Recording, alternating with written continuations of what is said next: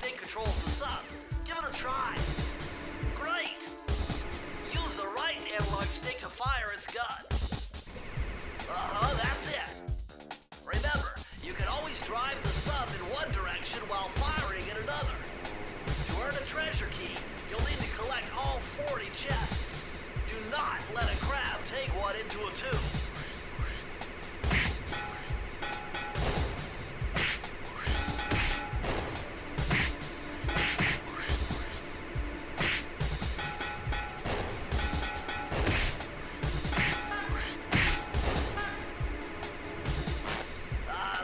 Better luck next time?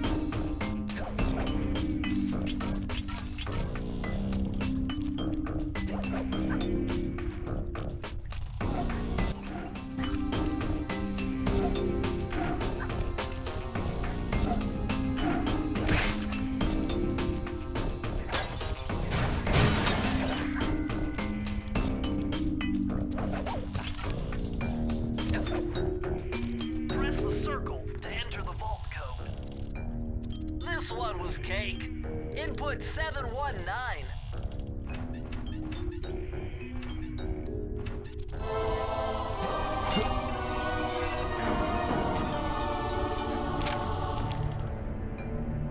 Oh, you're lucky, Sly. This page features Karen Cooper-Giwa's coin magnet technique. All she had to do was stand near money, and it would magically jump into her purse. From now on, you'll automatically collect any coins you come near.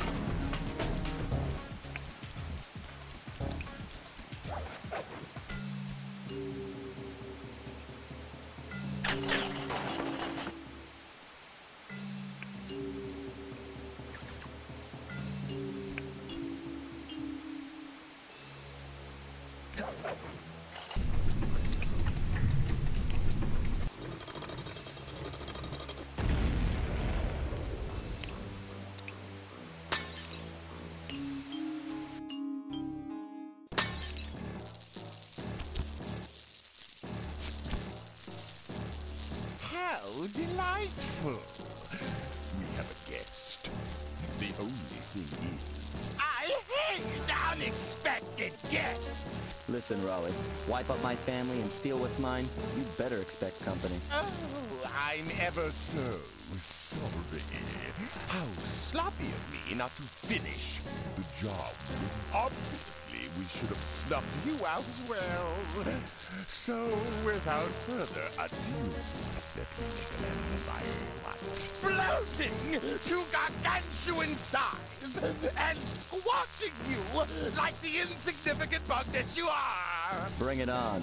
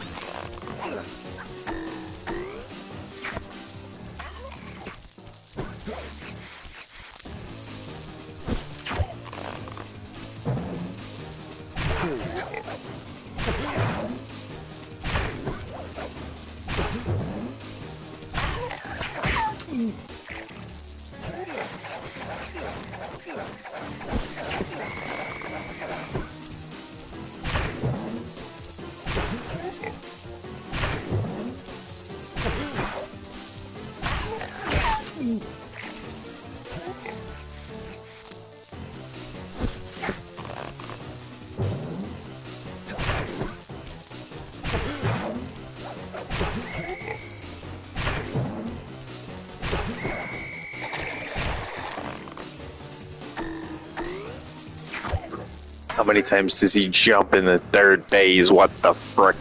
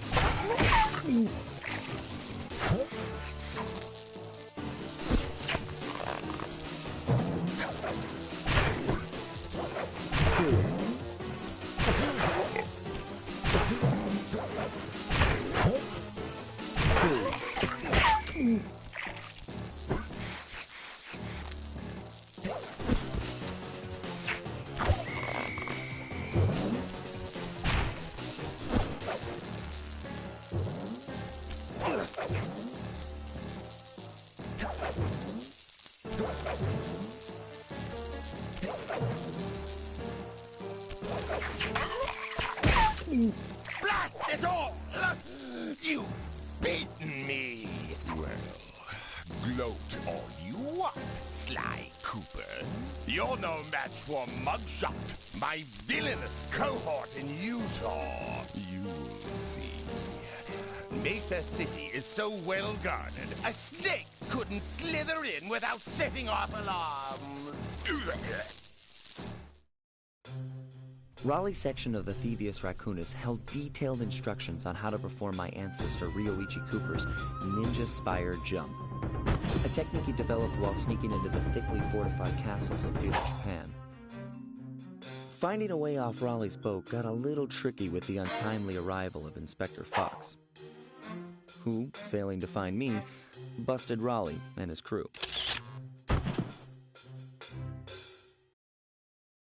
With the storm machine out of commission, boats found their way back onto the ocean, and the mystery of the Welsh Triangle faded from memory. My gang and I loafed around England for a while, enjoying the pleasant weather, and then headed back home, excited for our next heist. I took the liberty of pinning your mission map up on the wall. You can use it to warp directly to any levels you've already visited. We're all set to go to Mesa City.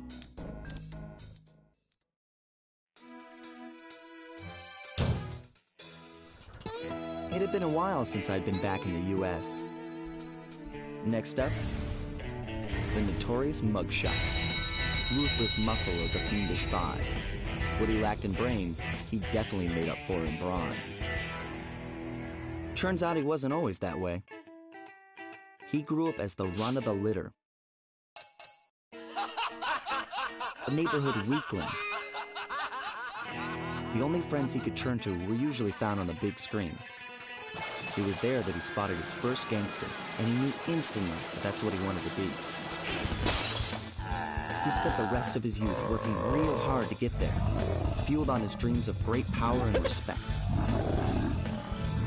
With enough perspiration, he realized that dream. He'd become a hard-boiled, street-brawling, tough-as-nails gangster, ensuring that he'd never be kicked on or pushed around again.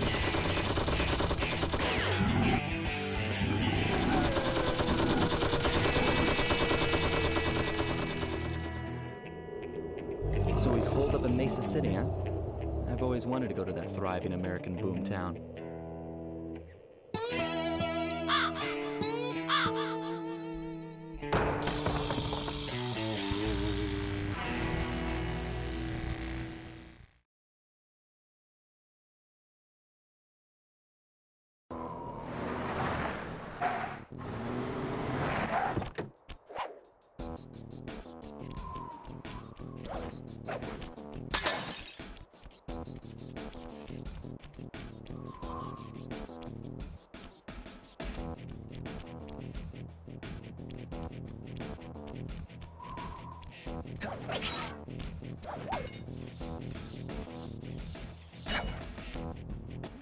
Hey, Sly, I thought you said Mesa City was going to be loud and busy. This looks more like a ghost town. Something's happened. Where is everyone? I don't know, but it's starting to give me the creeps. What do you say we take off? And miss all the fun?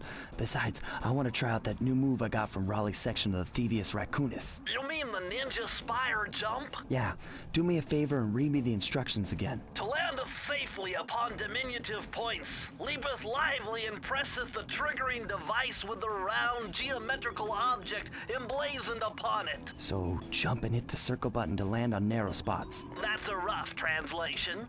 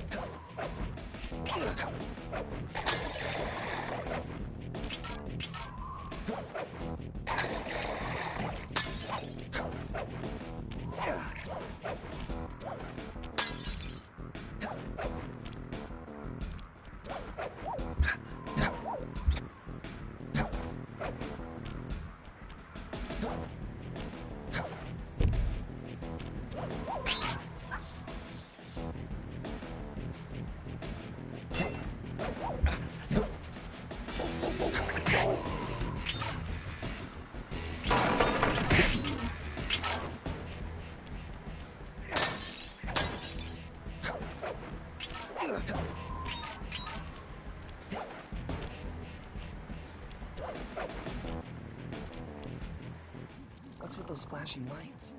The latest in high-tech security. Electronic floor sensors. Step on them and you're a goner. Nice touch. They're safe to walk on while flashing, but it also means they're about to switch to a different sector.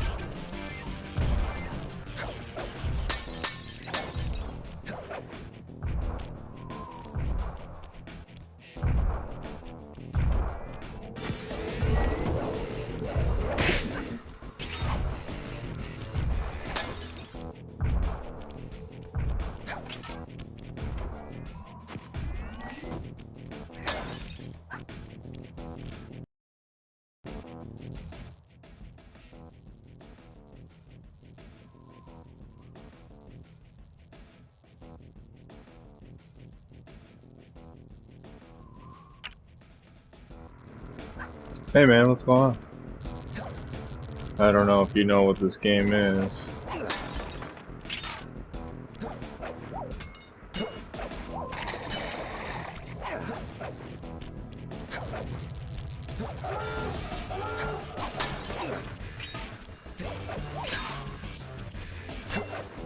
It's a very old game. Okay.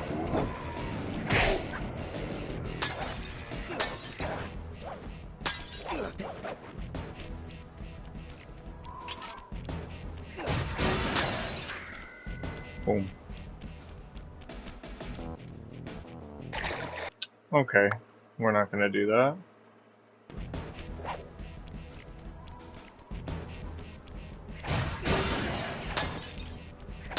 This is so cheap, but I love it.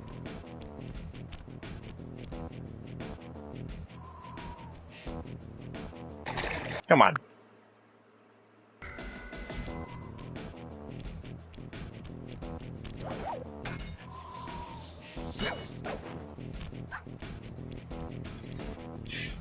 Yeah, these are the games I grew up with. Sly Cooper, Jack and Dexter, Ratchet and Clank. I'm upset that this is the only one that they have so far emulated, because 2 and 3 are really good.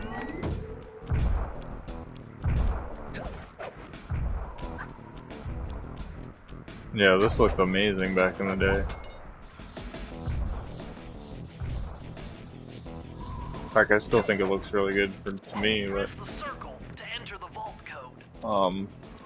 2 and 3 are way better. Dial in 314.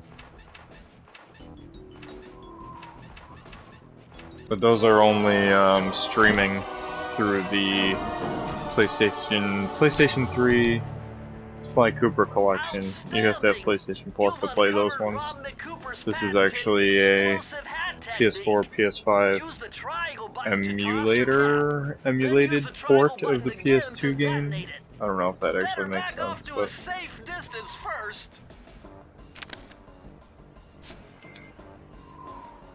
yeah, this was $10. The other ones you have to have PlayStation Plus to play. It's kind of dumb.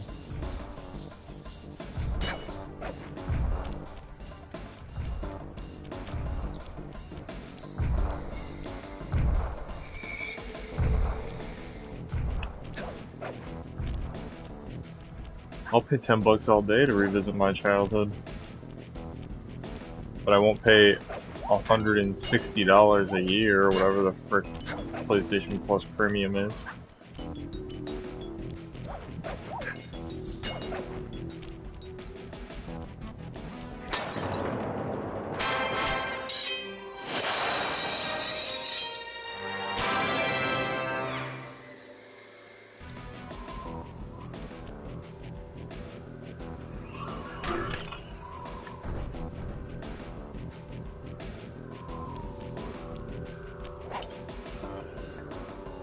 This is my prep for the Elden Ring DLC coming out soon. I think it comes out this week, right?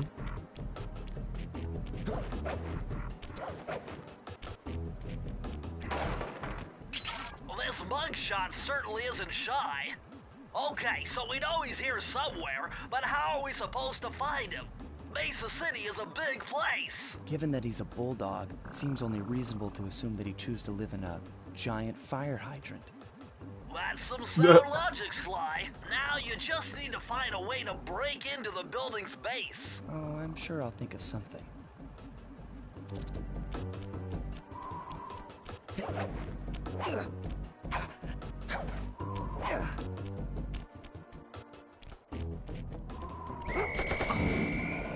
Shit.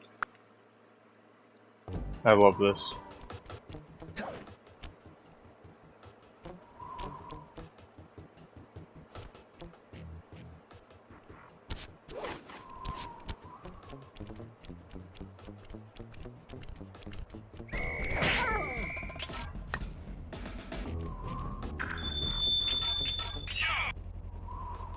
I only have one key. What are you doing?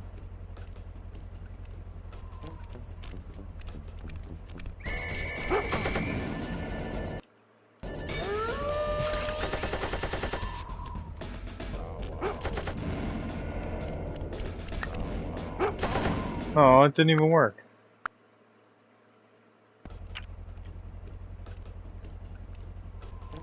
Lame.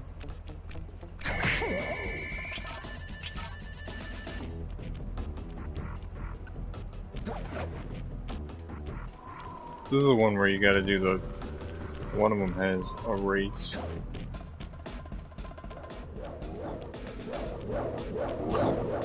What? I thought I had dive on.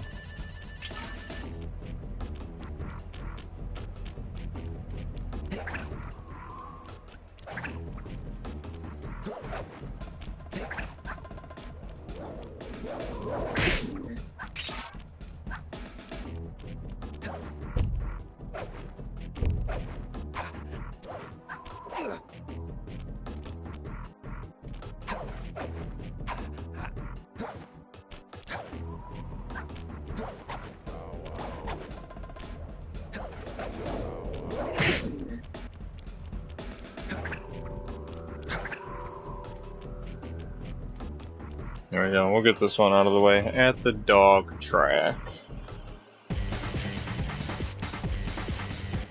Hurry. This one's annoying. Well, I drove to this hot dog stand for a quick snack, and the next thing you know, I'm getting challenged to a race by these gangster dogs. Is there a key in it for the winner? Yeah, 3 times around the track for a key. It's all you, man. Drive the van with the left analog stick.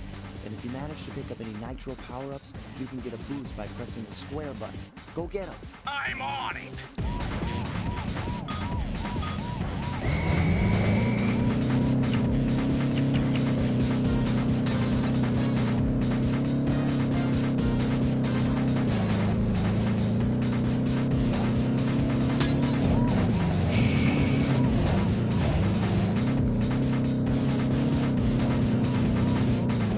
Janky controls.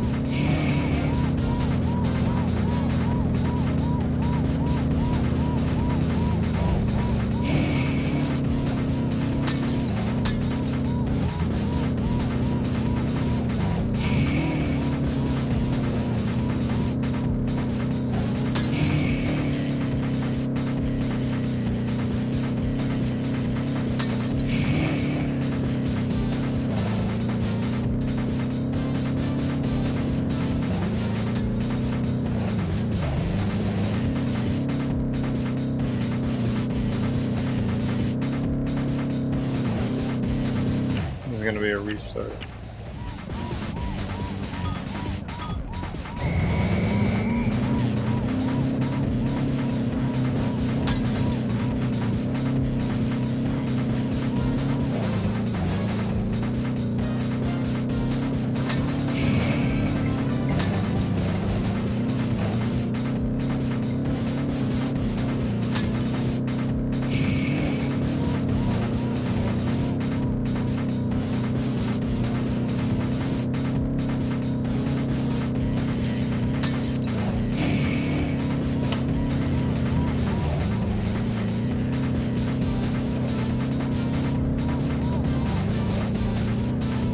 Well, these controls are definitely not ahead of their time, that's for sure. Alright, get out of my way, dude.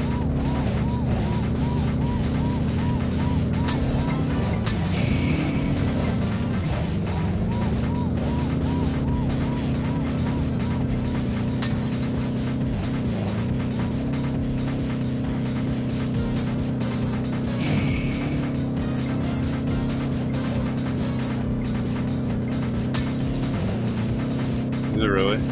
Just 1 year older than you? That's pretty cool. I actually don't even remember what year it came out. Come on, get out of my way, dude.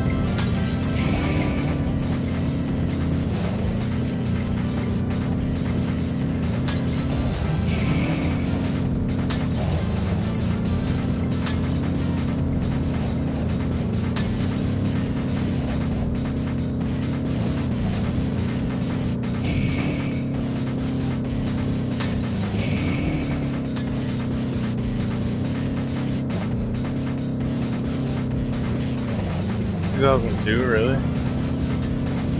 Huh. I would have never guessed this came out the same year as Kingdom Hearts. Holy shit.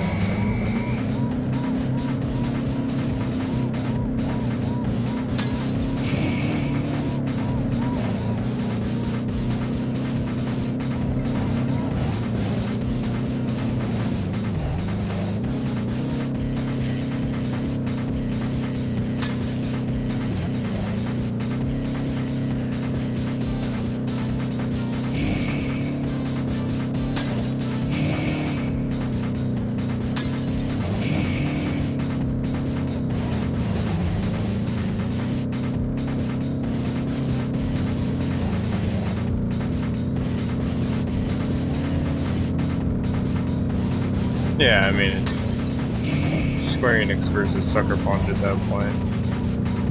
Although, they both ended up in pretty good places. Bro, what the fuck? This race almost feels like it's impossible. Yep.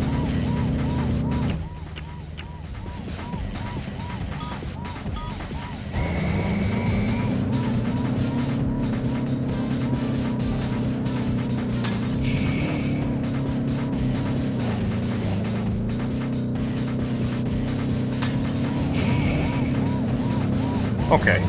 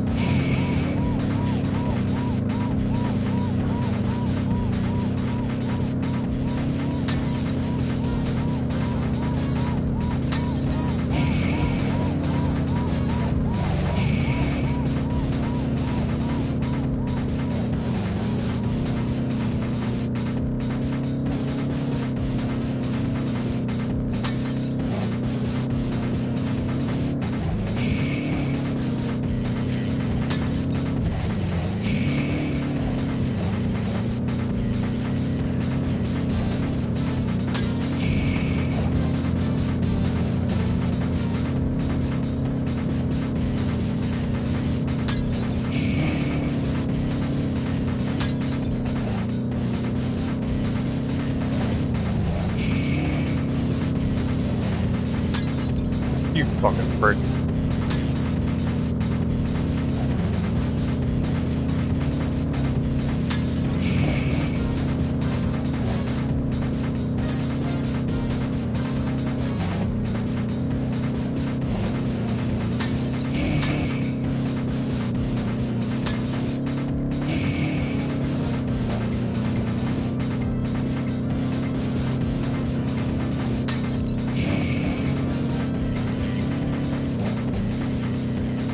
Probably could have won if I hit that fucking nitrous right there.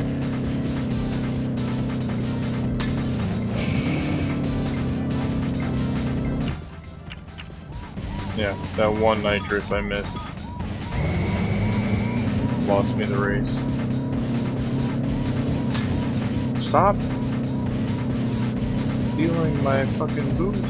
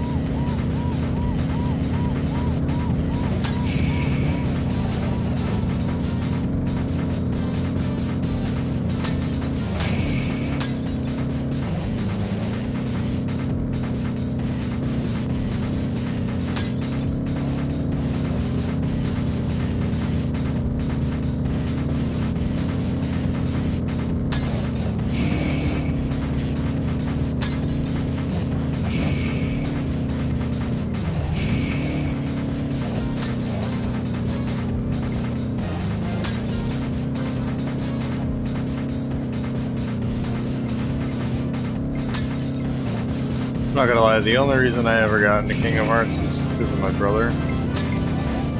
But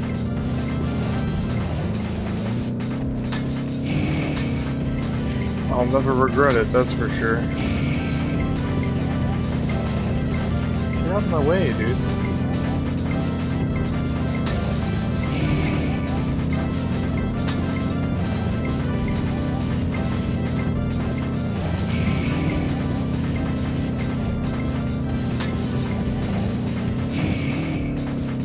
There we go.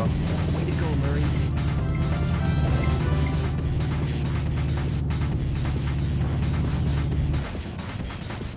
Let me go back to my, I didn't read that whole comment. I'm gonna go to my stream real quick.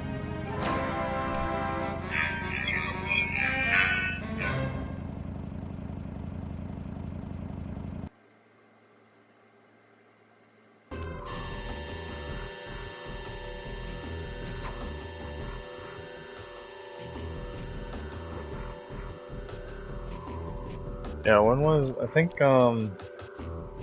it's a great one to get into. I think I was around 7 or 8, 94,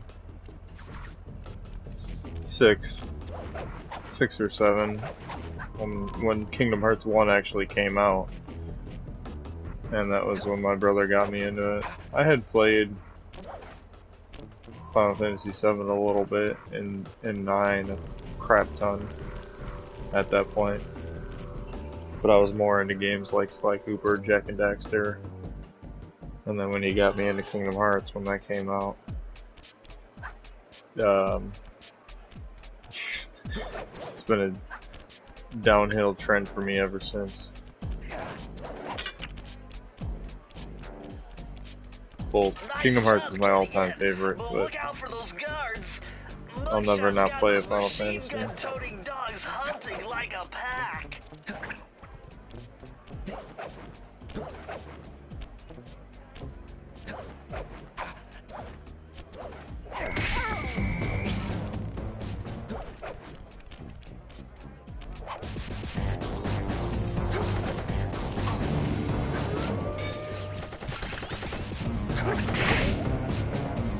Really?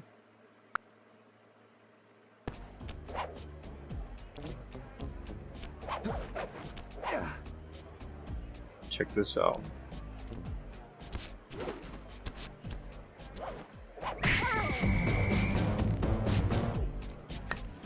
Damn it. Did he just shoot his buddy? He shot his buddy. That was kind of funny. Alright, go walk back to your spot, idiot.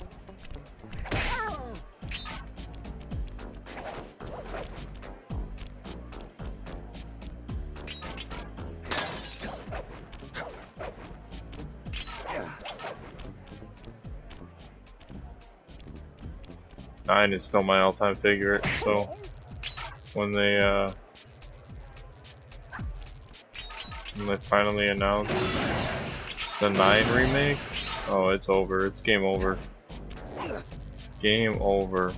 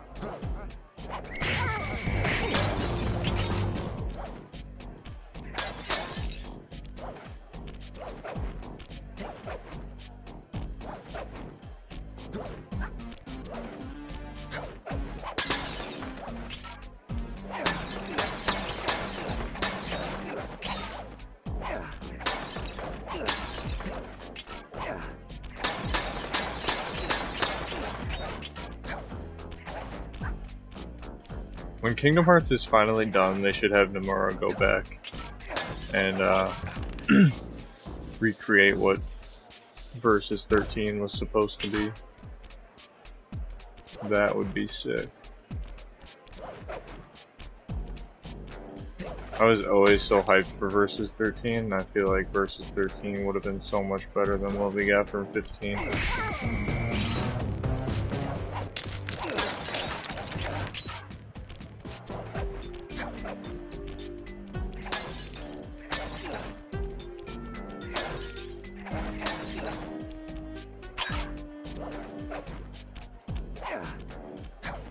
As far as like a new Final Fantasy at that time, at least, or even comparable up until now, like I was probably more hyped for Final Fantasy Versus 13 than I was for Kingdom Hearts 3.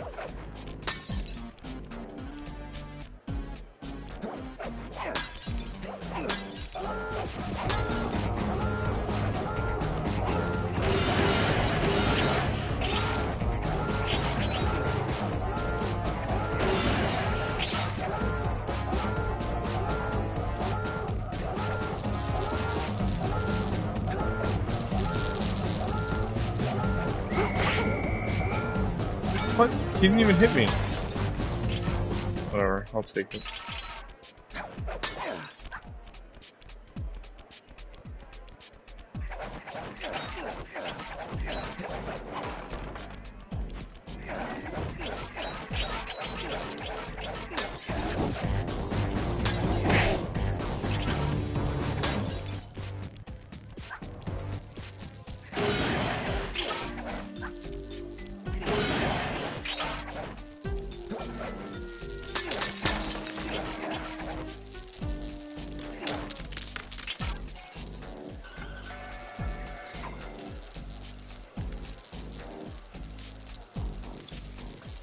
No, he had always, I don't think that's true, because he had, Nomura had called it the Dark Seeker Saga for so long that, I mean, when anybody calls it anything, a saga or an arc, you know there's more to come. So, I guess I felt that there was going to be more. I guess I can't say 100% sure, but I don't think he ever planned on stopping with just the end of the Xehanort Saga or the Dark Seeker Saga, because he had been calling it that well before KH3 had released.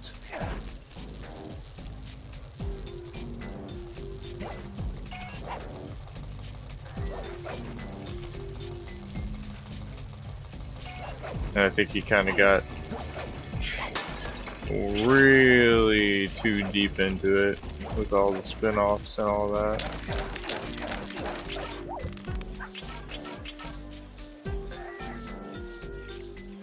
I don't know, I feel like if you ask a lot of people in the community, they would also have said that Kingdom Hearts 3 they didn't think it would be the end of it.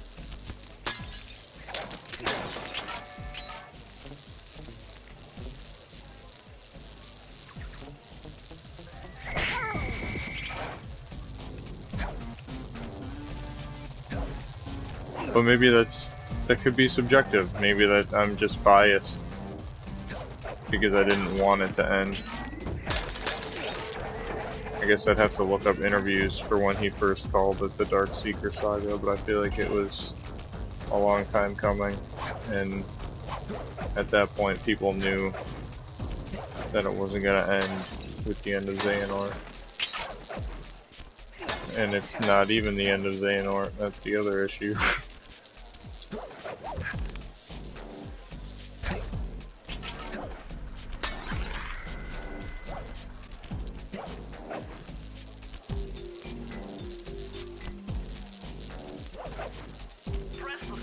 I could see how, I'm sure it was probably 50-50. Man, I'm getting swift with deciphering these codes.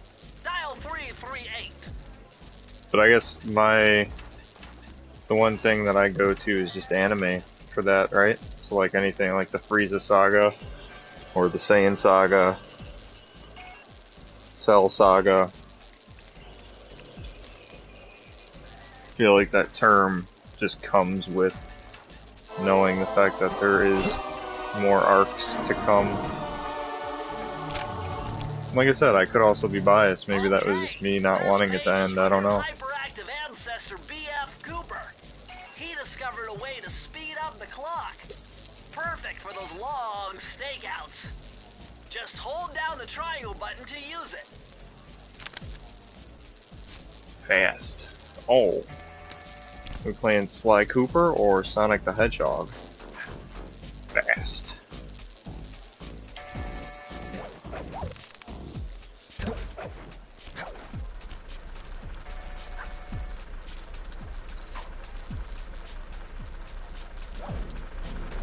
Sly, this giant roulette wheel is spinning too fast to jump counterclockwise around it.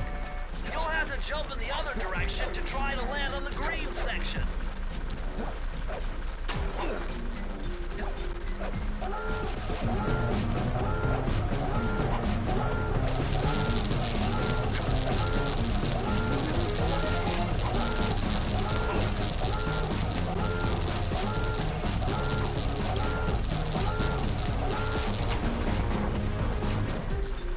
I win.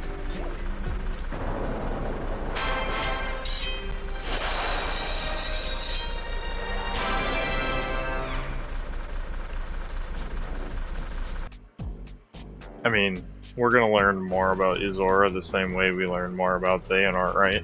So, it's gonna be, here's one answer and 60 more questions. It's definitely gonna be a slow roll.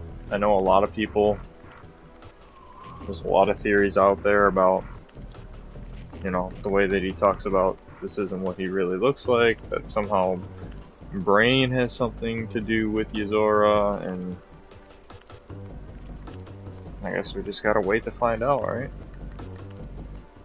I'm pretty sure he's just Noctis.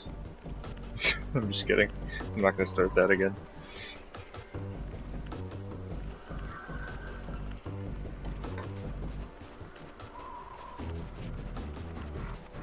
But yeah, it's pretty much just gonna be a bunch, or a few answers and a lot more questions, and then as time goes on, you know, we'll maybe learn the whole story. We still haven't learned the full story of Xehanort yet. So, or where's Sora's dad been, bro? I'm just kidding.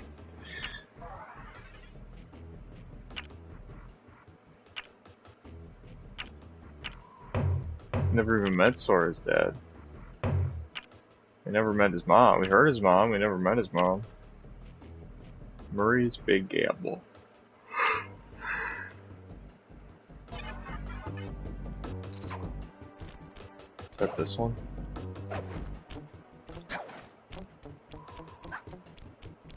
I love the sneaking sound effects in this. Oh, I hate this one. This is the one where you gotta shoot the crap and defend Murray. Murray is in position to make a run for this key. Okay, so what do I do? Provide some covering fire for him with that blasting station. Sweet. Use the left analog stick to aim and press the square button to fire. I'll do my best.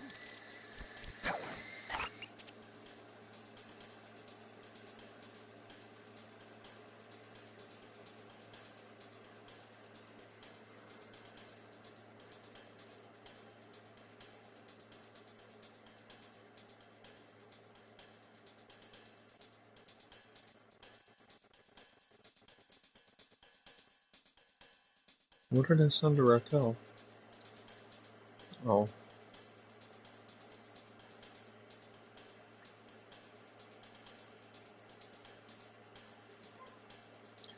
Nobody cares about Hello Kitty Funko Pops.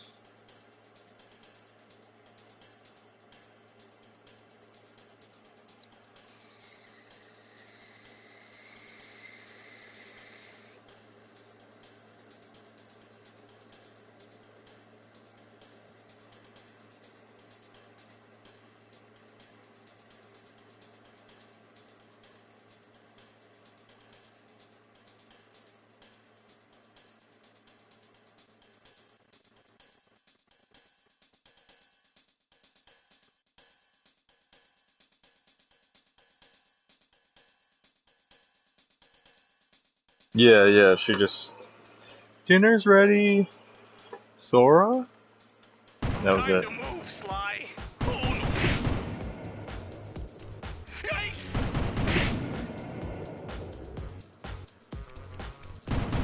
Yikes! Oh, no. I don't like this inverted crap. Keep it up.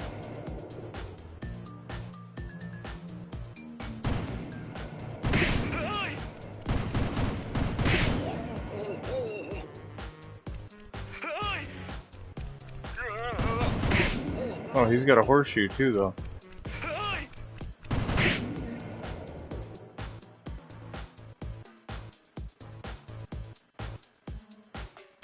No.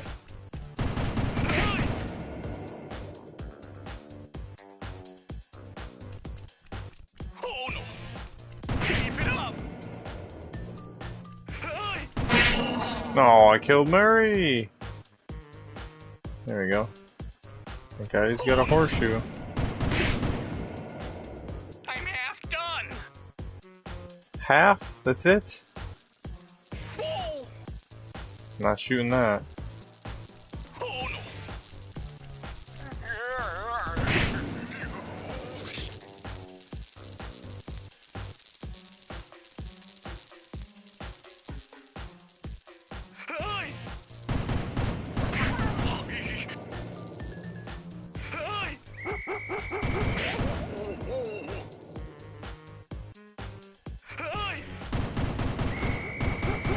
Crap.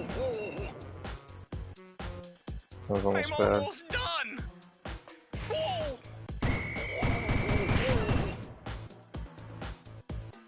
Can't even see that guy. Oh, crap. All right. Yeah, we don't know anything about any of their pasts.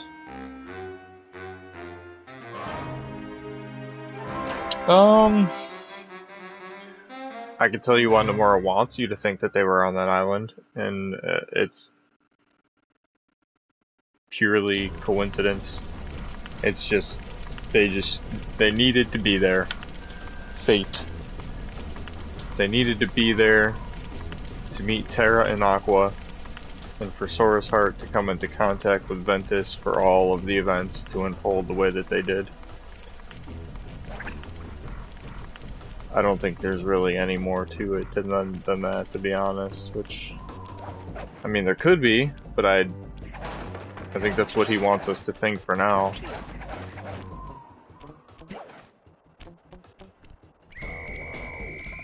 Can you not?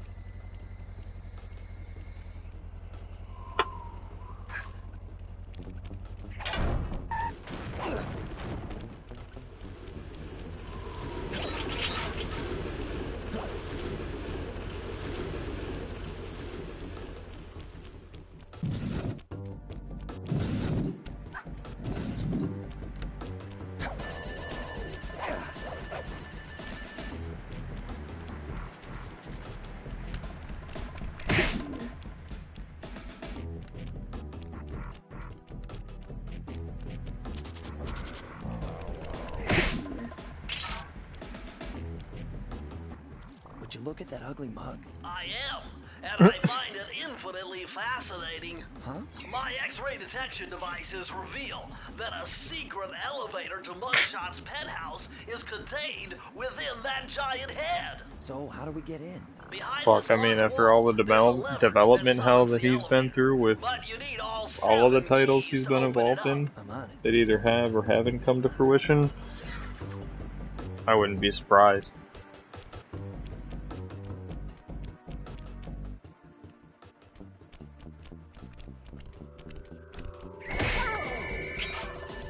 Two to tango. 99 coins, come on. Just give me the one.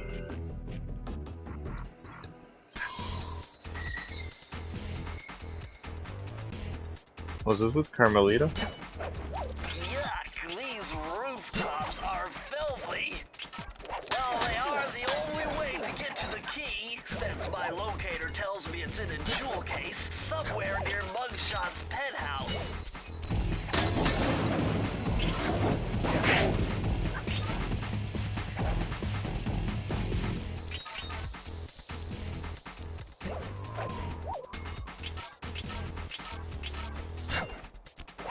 Well, well, There she well, look is. who just walked into my crosshairs. Sly Cooper. About time you showed up, Miss Fox. Was getting worried about you. Thought you took a wrong turn somewhere back in Paris. The only one making wrong turns is you, Sly. I'd suggest you surrender before I paralyze you with my good friend, the shock pistol. Now see, a girl whose best friend's a firearm's got issues. A little dinner, a little dancing. I think I can help you out. Sounds romantic. As long as you don't mind dining in jail. Nah, I hear the service is lousy. Once I catch you, you'll know for yourself.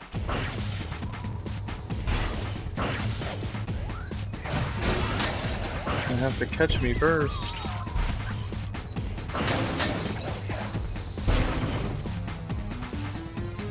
No, I don't think he's actually Noctis's nobody, but it's uncanny the resemblance of Yuzora's character design and themes that Nomura was going to use with his version of Noctis in Versus 13. And then on top of that, the car scene with Yuzora and, let's face it, it's everybody knows it's Luxord, but that cutscene with Yuzora and his limo driver, and Noctis and his father being the limo driver, they are too similar to ignore. They're like one-for-one shots of the same cutscene. They're very similar.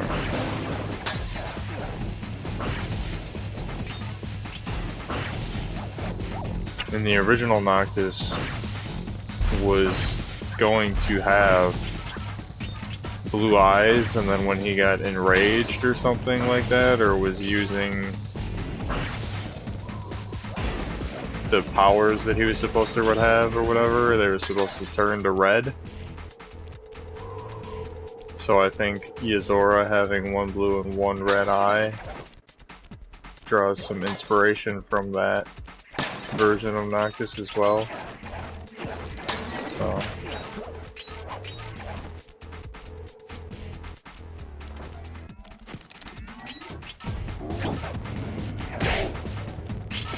I mean, it could be an Easter egg, but it's been talked about a lot in the community, and it's very hard to ignore how uncannily similar is that, if that's even a word, but how similar they are to each other.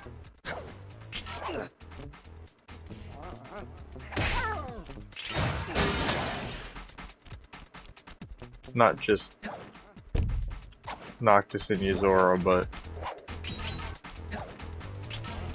those cutscenes as well. Come on, stupid game. Good thing I know Navajo code talk. Try 532.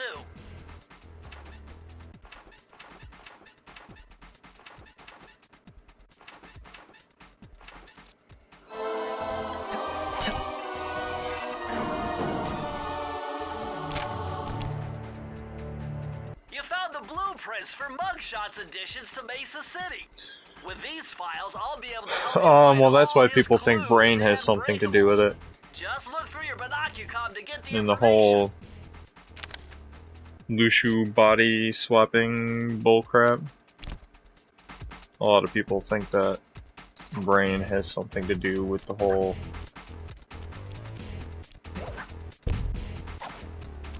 body swapping, and this is not what I really look like. Yuzora saying that, so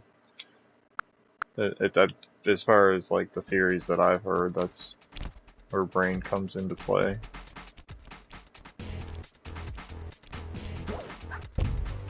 I mean, Yuzora himself will still be a brand new character, but he also said, "Where did you hear that name?" Didn't he? I think he did.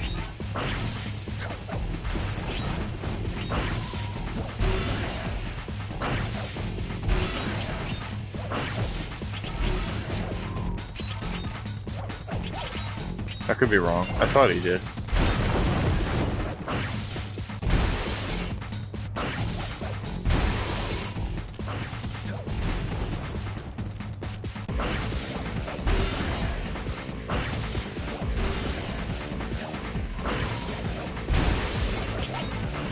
Well, Zigbar was a brand new character until we found out he was Lushu.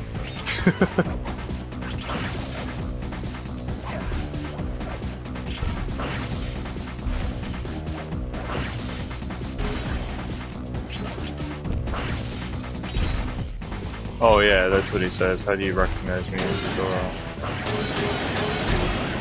I'm gonna hunt you down, Cooper. You can't run forever.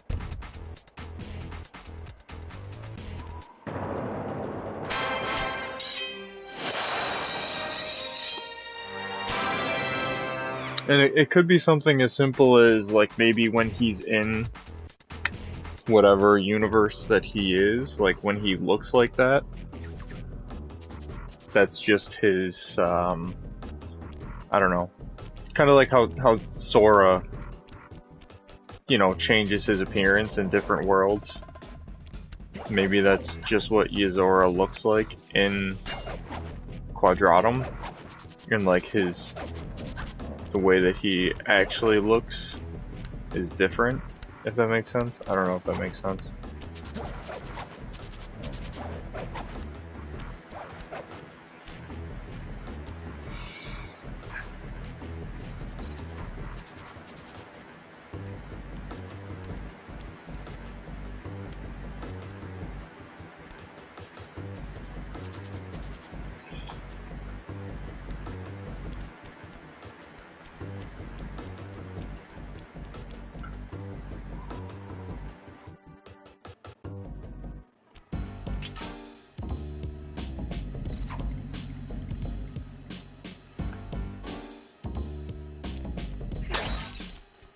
We just have to wait and see.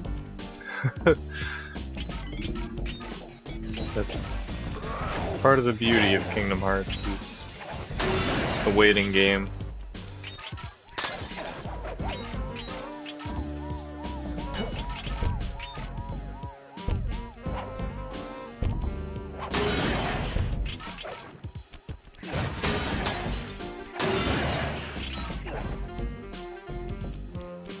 Yeah.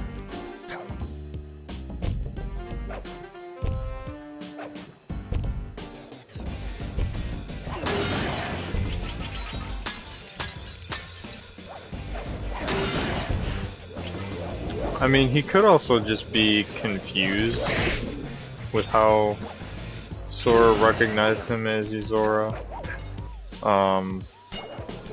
Because he doesn't realize or understand the way that Sora can traverse worlds.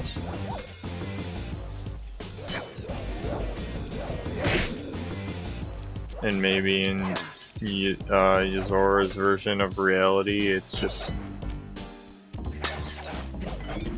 unthinkable to understand how to traverse worlds like that. I don't know. I try not to think about it too much, because I just would rather...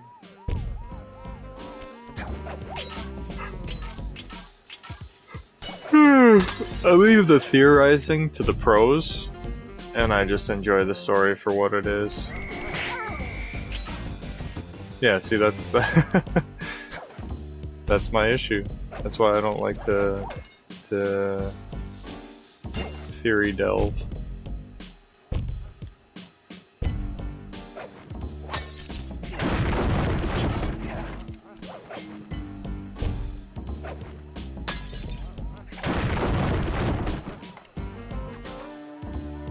Yeah, I don't like to, like, create a ton of theories, but I like to get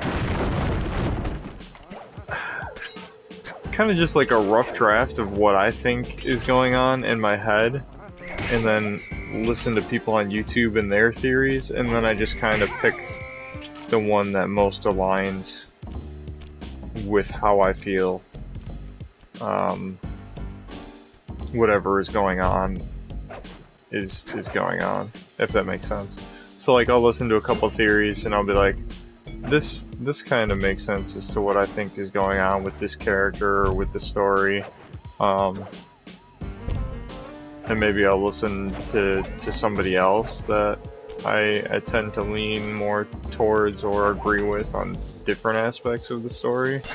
Like I'll agree with one part with one person and other parts with another person. Like there's one guy that I actually really like to listen to on YouTube, Amazia or something like that. And I listen to a lot of his theory crafting, and I think he's really good. He's very thought out.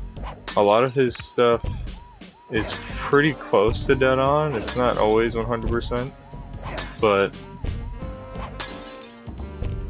he's very good at theory crafting.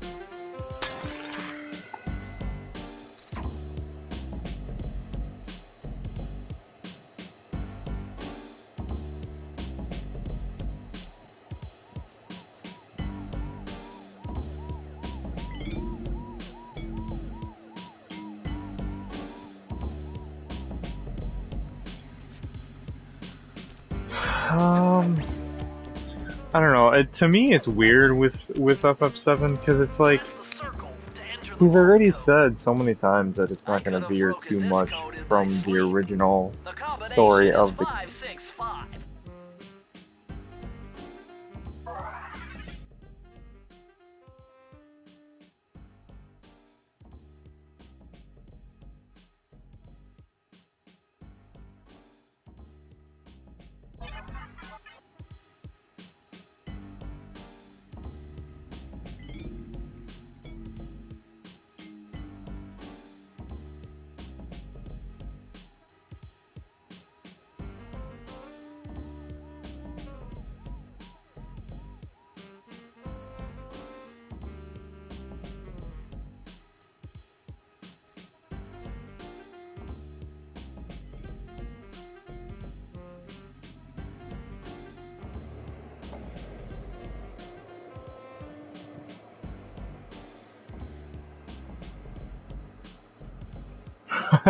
Well, I mean, that'll never happen. I mean, even with every Final Fantasy, I feel like the only Final Fantasy that really had a no open ending, a no open questions ending, is Final Fantasy IX. I feel like most Final Fantasies, they have an open-ended ending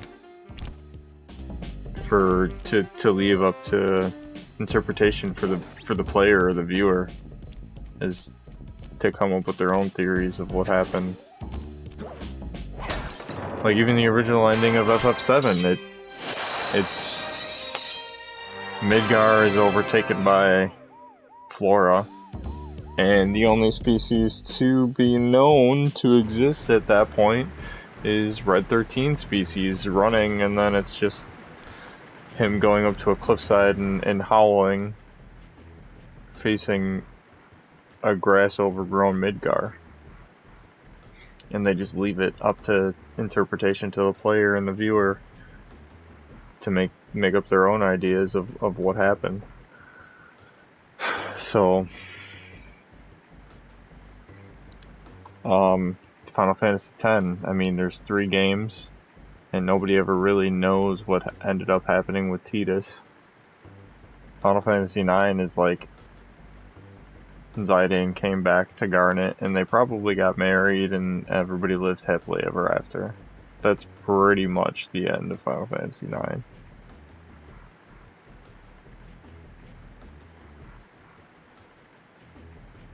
Steiner got with Beatrix. Freya went back to her home. I don't know what happened with Armoran and Eiko.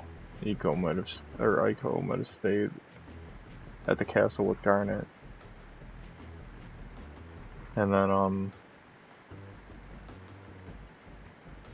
Vivi discovered his purpose in life, to find his own path and not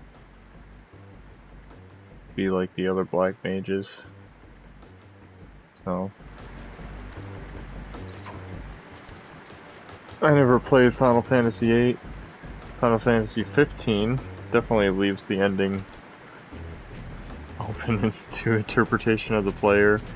16 is like, you know, Clive died, Josh is dead.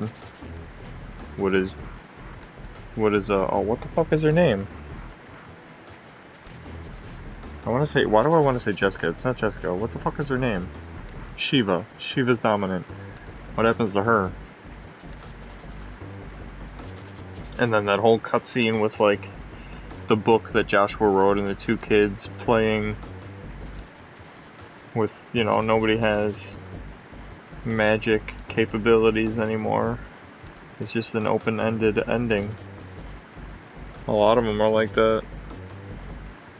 I never played Lightning Returns, but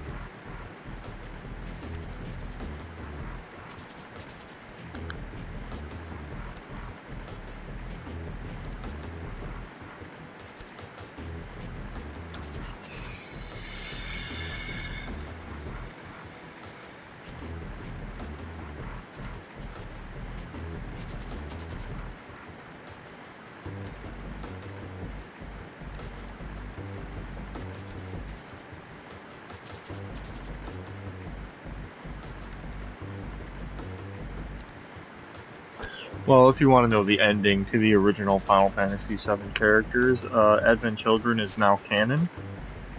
So, that's what happened, I guess.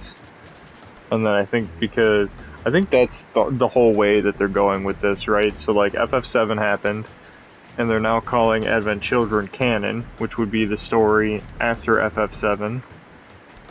And since Sephiroth's ass got beat again, and his plan thwarped for the second time, and with Aerith somewhat intervening, I think he discovered, in a way, how to manipulate the life stream and the timeline on top of that through interacting with Aerith being passed on and manipulating the life stream. And that's where Remake comes into play. Is now he's trying to use the life stream and all these different versions of... Is it Gaia in that game? To...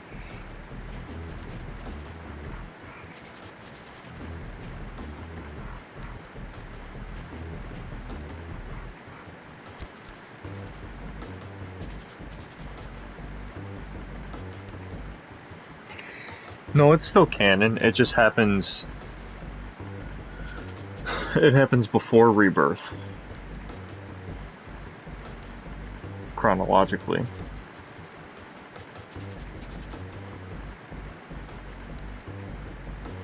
And I think I get what you're saying as far as like the end of Remake and those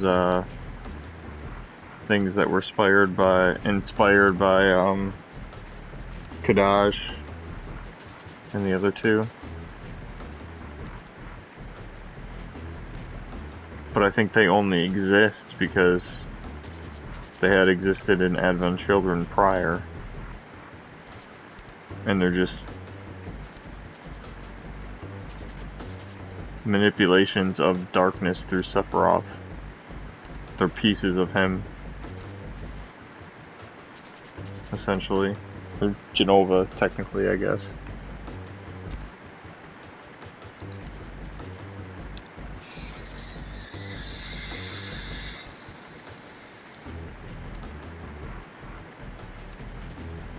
And so I think since he failed in the original and he failed and was thwarted in Advent Children, this is his backup to his backup plan.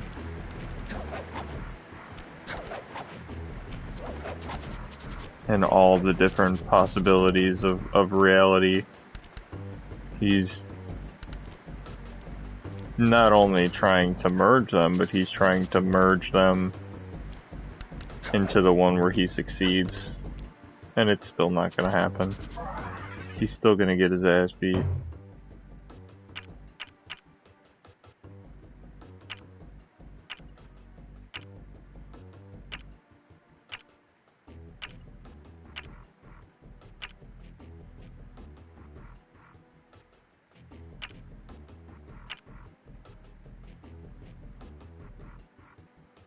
And what is it? It's not multi-timeline, it's multiverse, right?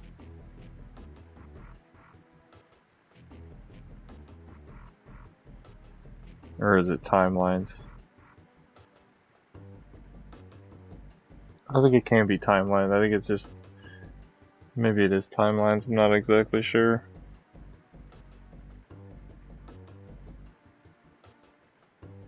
I personally feel like you can kind of think of Sephiroth and Remake as Xehanort, where after accumulating all of this knowledge of him failing, he's using the life stream to go back and manipulate as many versions of Earth as he can to find the one where he succeeds.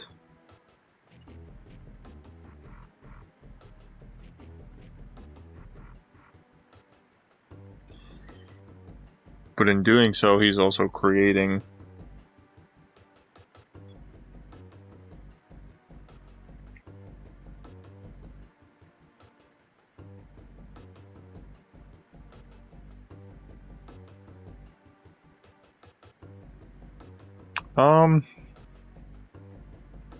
not necessarily.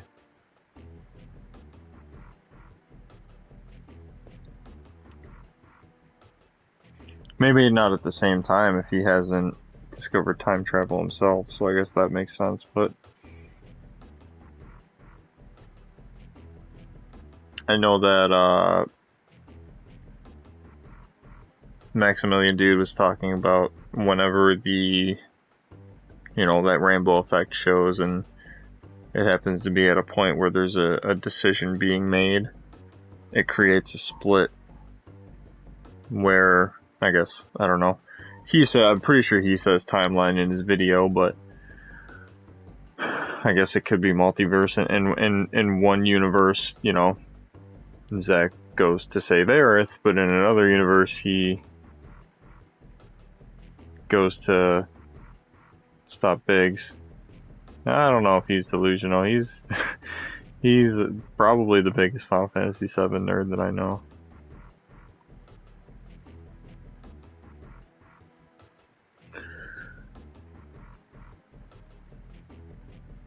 I mean, probably, but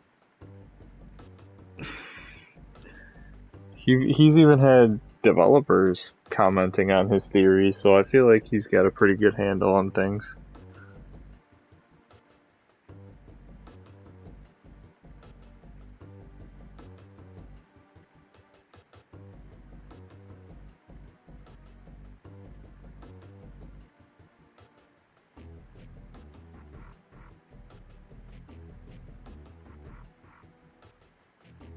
Even if his theories are whack, he's so passionate about it, and FF7 as a whole, that I just love listening to his theories.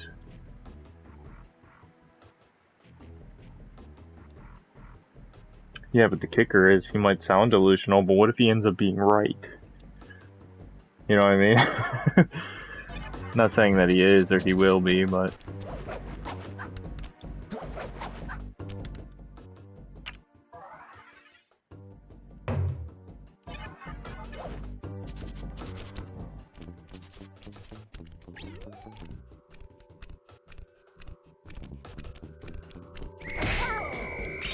No, that's not the right one. What the fuck?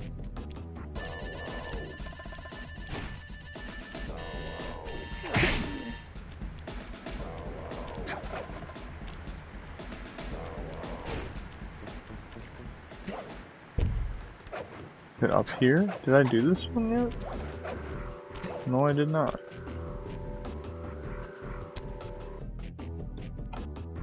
Straight to the top.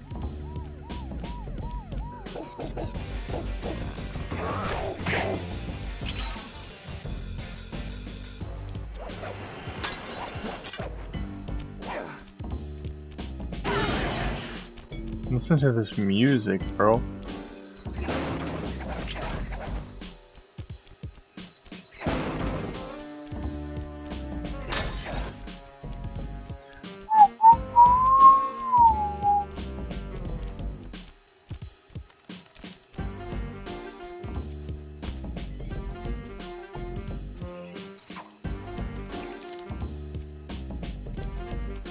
I don't think she's alive.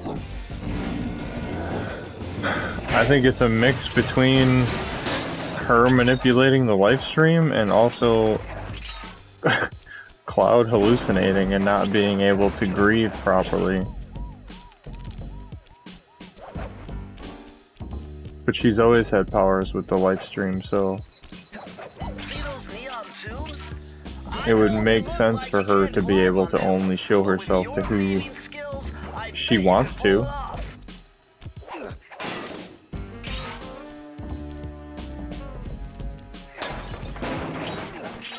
I mean, she's definitely not alive.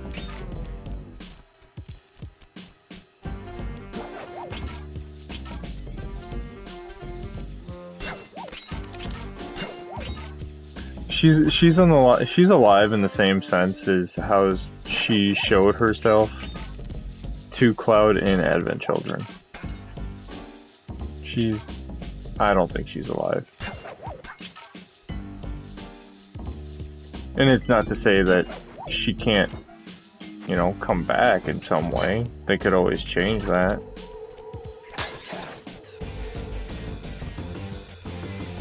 They could actually save her in the end in some way, but as of right now, I think she's definitely dead. I think people want her to not die so bad that they won't believe it. That plot point has to change.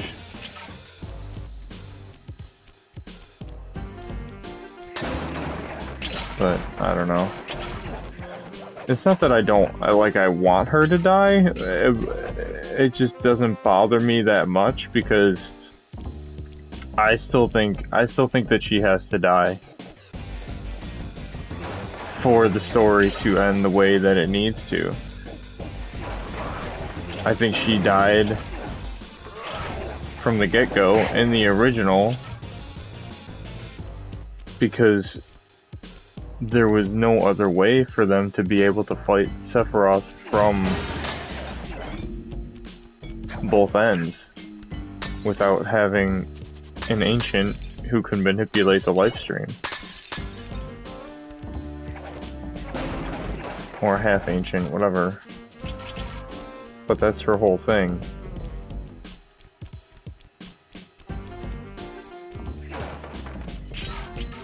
I still believe that it's a necessity for her to pass on.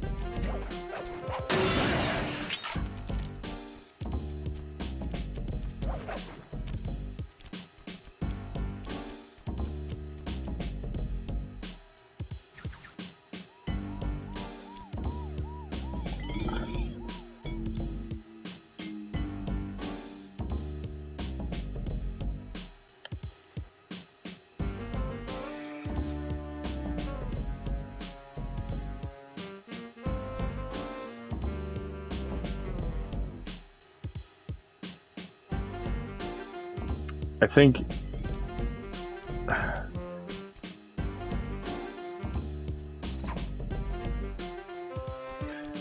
because they're trying to show, I feel like it's because they're trying to show you a universe where Cloud saved Aerith happened, but in this universe that wasn't the case. And I think that's just them trying to communicate the way that the universes work. But there's also the fact that, how do I put this?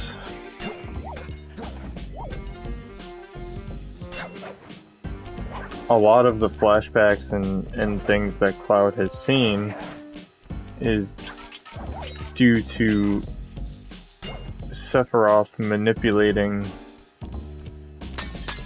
and, you know, I guess forcing him to hallucinate because of their connection with the Genova cells inside of one another. And that's how, like, he was also able to manipulate Cloud to get the black materia and all that other crap. That I feel like that was their way of showing, like, Sephiroth showed Cloud what he wanted to see, and also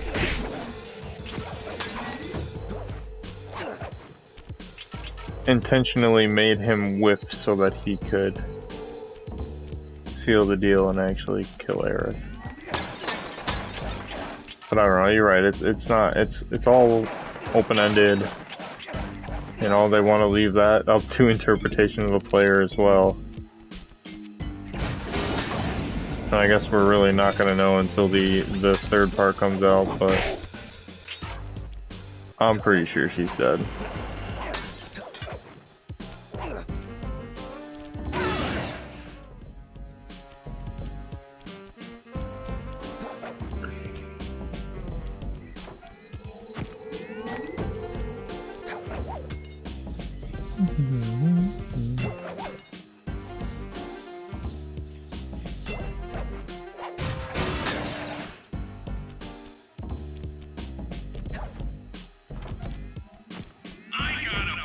Fuck off. For the 2-minute thing who's making off with all my treasure keys.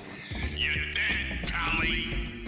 If I get my hands on you, I'm gonna fit you with your own pair of cement buddy slippers. You hear me? Your lunch mate, joint. Juok. 3? Where am I supposed to find 3 clues?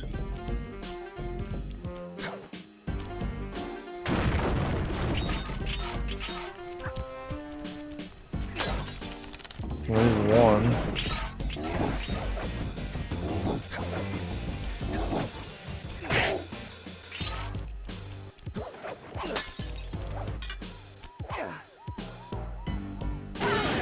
Drop 5 card. You're gonna do that anyway, just get in the bottles.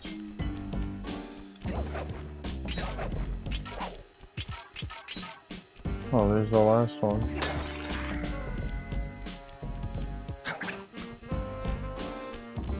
Press the circle to enter the vault code. You need an IQ of at least 140 to figure this one out. Dial in 468.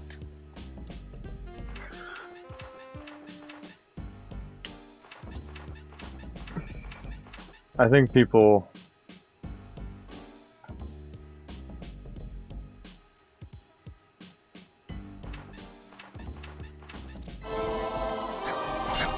I don't think they wanted to. I don't think they... because it's not rated M, right? Aha! It's Sir Andrew Cooper's thief replica. I don't think it's rated M. He used to make fake stand-ups of himself to confuse guards into attacking the wrong thing. But a lot of Final Here's the Fantasy trial and Kingdom one Hearts to put together a storytelling fake is Sly Cooper. leaving stuff open to interpretation for the player, and then later on, you know, delving into what actually happened. But I don't... Just I don't think that has anything to do with them not showing the death scene. I think the main part to them not showing the death scene,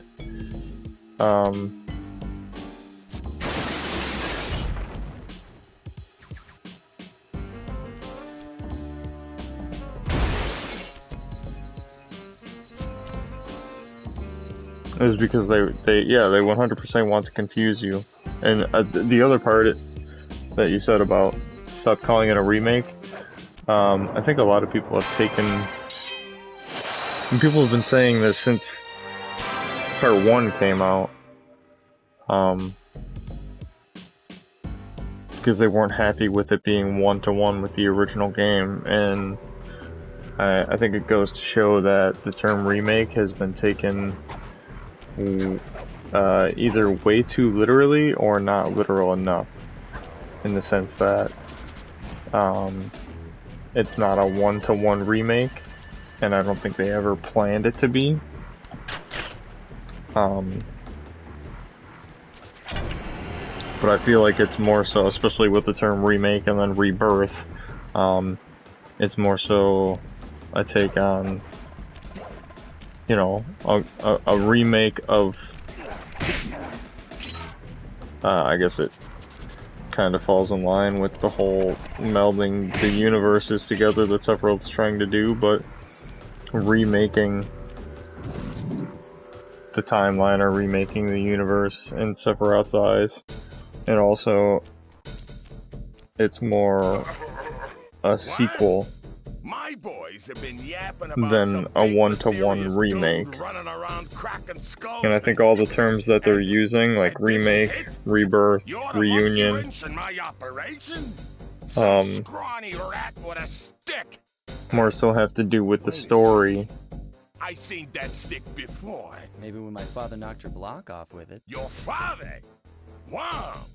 As far as like themes and it being a sequel and, you know, the rebirth of Sephiroth, So you don't mind the reunion of, you know, all of the characters that you know and love. Steal my stuff, trash the joint. I feel But it's definitely more so a sequel to Final Fantasy VII, the original, than a one-to-one remake. And so that actually made me worried about Final Fantasy IX, because I would prefer Final Fantasy IX to be a one-to-one remake, not a re-envisioning or a sequel or anything like that. So I've always understood why. Come on. People were so upset about it not being a one-to-one remake of the original. But I didn't mind the direction Nomura was going. But at the same time, if they make a remake to 9 and it's not a one-to-one remake, I will be very upset. Why don't you try hitting some of those mirrors? That may redirect the sunlight to your advantage. Come on. I'm just gonna take that hit.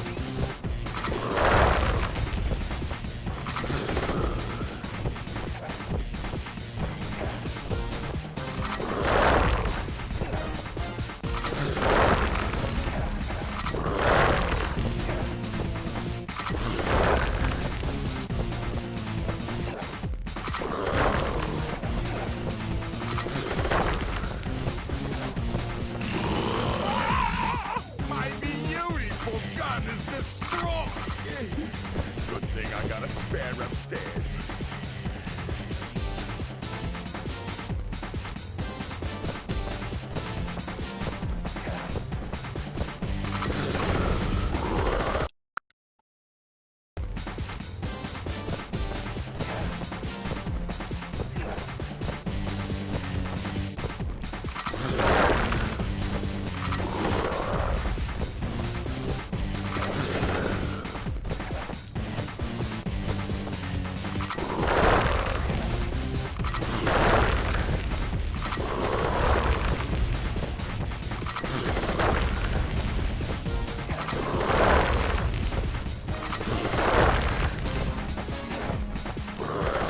You fucker.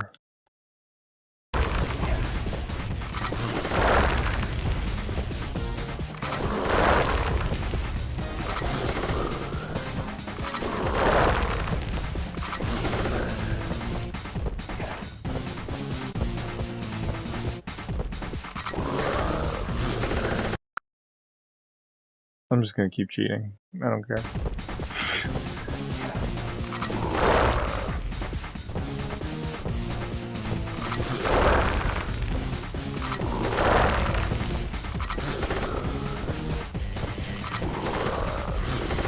Come on! No, not low to save.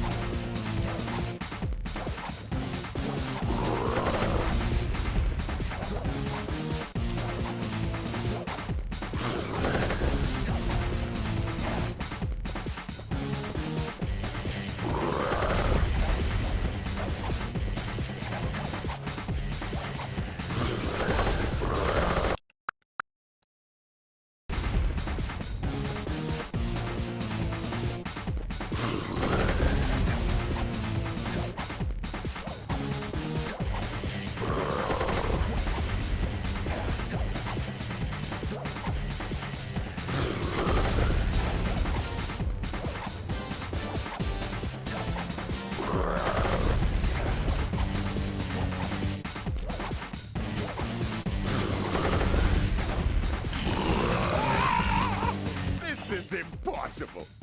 A little pipsqueak like you beating a big, strong bruiser like me? It ain't right. You want all of that stupid picture book? You're gonna have to go down to Haiti and cross paths with Miss Ruby. And then believe you me, you don't want to be you. Yeah, I mean...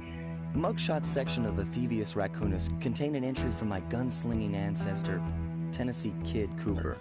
I feel like they intentionally are trying to make it confusing. Just with the way that everything is depicted, but I don't know. I feel like it's gonna end up being way simpler in the end than everybody's making it out to be. Having just missed us, Inspector Fox went for the next best thing. Because like I said, her death was integral to stopping Meteor, because she was able to use the power of the live stream to prevent that from happening, and essentially being able to summon Holy through the live stream in the afterlife. So I feel like they're intentionally making it confusing because they want you to feel the same way that Cloud does, because he's a fucking nutcase right now with the way that Sephiroth's been manipulating him, and the fact that he doesn't know how to grieve with any of the things that are happening or that just happened, especially with Aerith passing in front of him, and he's still grieving with Zack's death as well, especially with putting himself in the place of Zack during the Nibelheim incident. So I feel like it's intentional to try to throw the player off and kind of put you in Cloud's shoes, because he's probably confused as fuck too. He has to be. Sightings claim she headed out of civilization and deep into the Haitian jungle.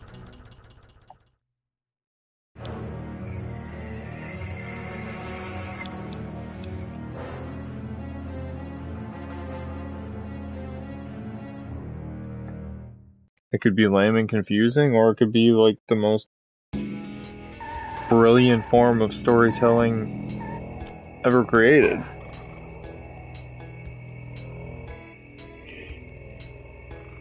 I guess we won't know until Rebirth part... What do we call it? Remake part 3 or Rebirth part 2? What do you think?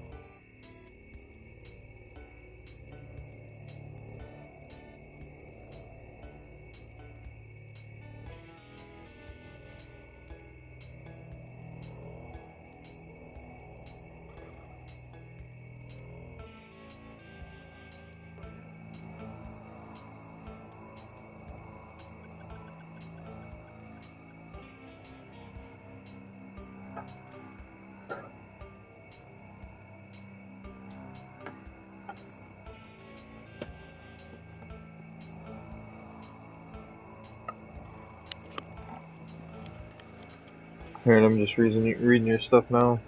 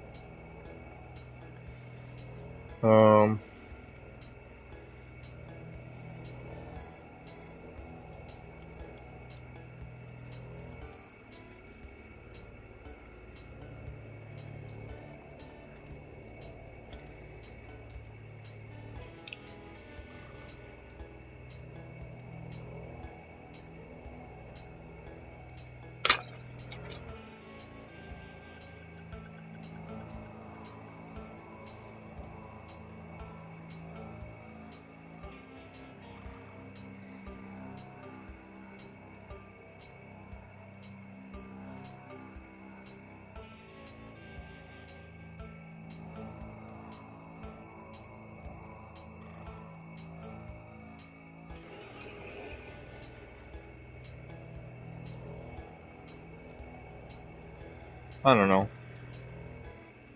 I still think, I mean, I don't know how you can really argue that Cloud can cope if he had completely wiped Zack out of his, like, of existence of his memory.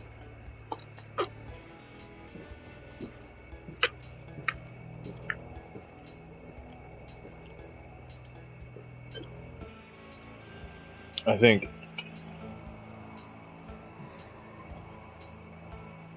he's Cloud is batshit crazy because of Sephiroth manipulating him and fucking with his head.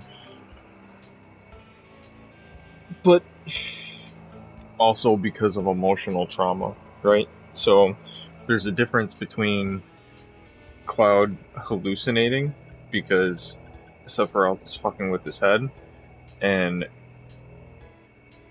Cloud due to emotional trauma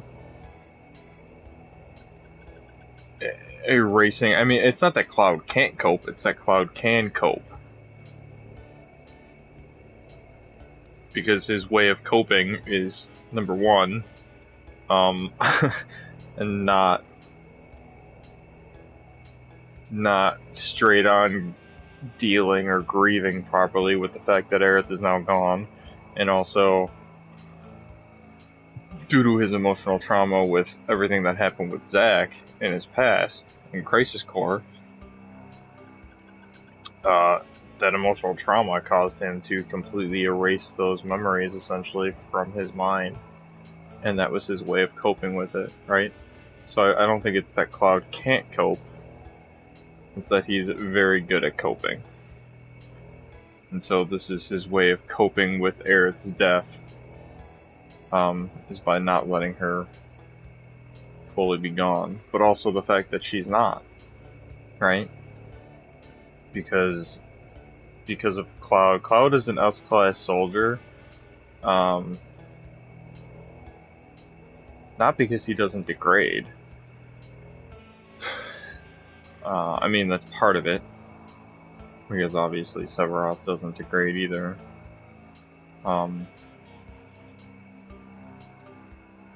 But because Hugh is, you know, infused with Genova cells and the Sephiroth gene. But not everybody who's infused with Genova cells or the Sephiroth gene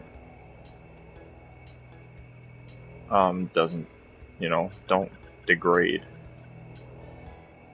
So you can't just take any random person and essentially inject them with Mako and the Sephiroth gene or Genova cells and expect them to not degrade.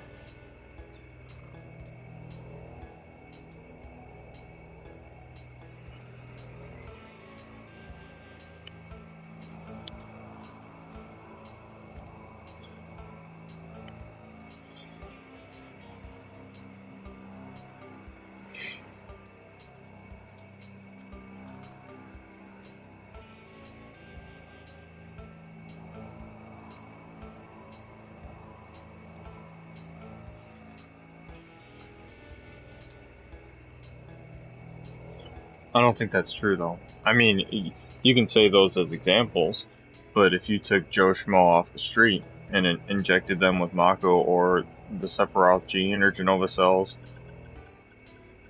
that wouldn't just turn them into an S-class soldier. I mean, take, what's his face as an example. He was clearly degrading at the end of Rebirth. When you fought, what was his name again? The dude on the bike? They did the same shit to him that they did to Sephiroth, Zack, and Cloud. And he was degrading. Yeah. All of those numbered Sephiroth failed attempts, I'm pretty sure they were all injected with the Sephiroth gene.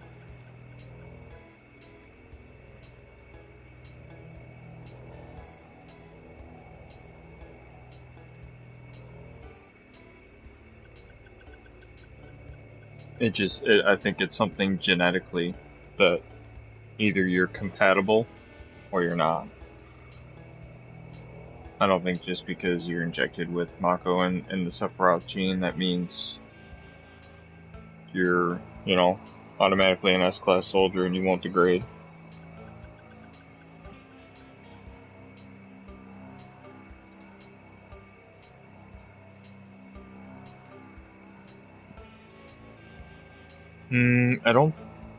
I mean, maybe, but I don't think so.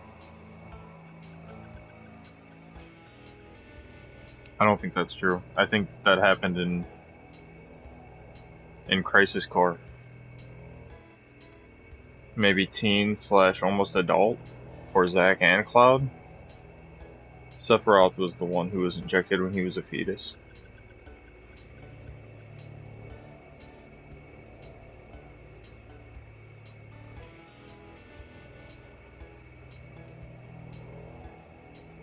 I mean, I could be wrong on that. I could be 1000% wrong. But I'm pretty sure that it was just because when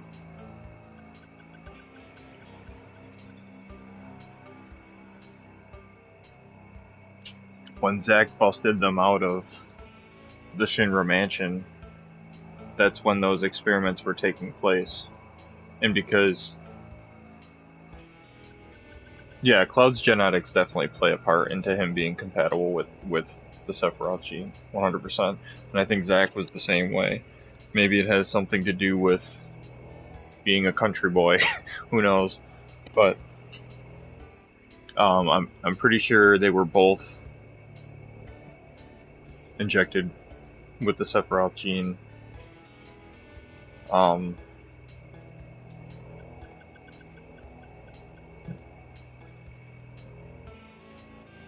At the end of Crisis Core,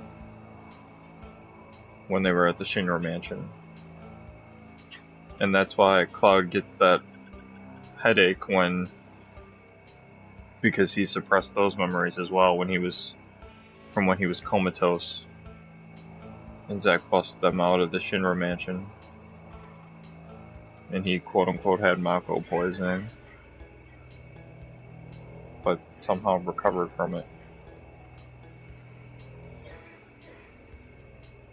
But no, he definitely is not degrading. That is true. I don't think there's anything physically wrong with Cloud. I think it's just a lot of emotional trauma and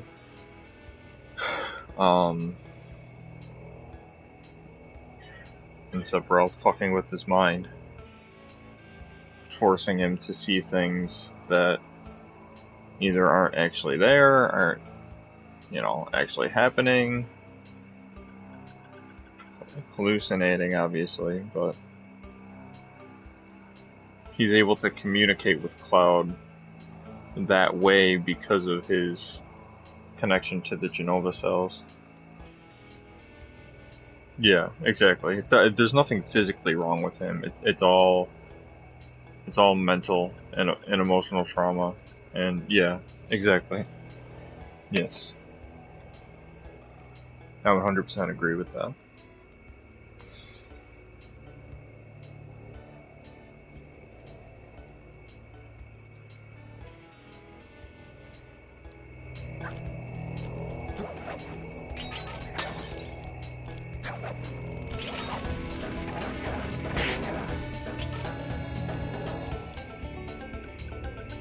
These levels are actually pretty cool.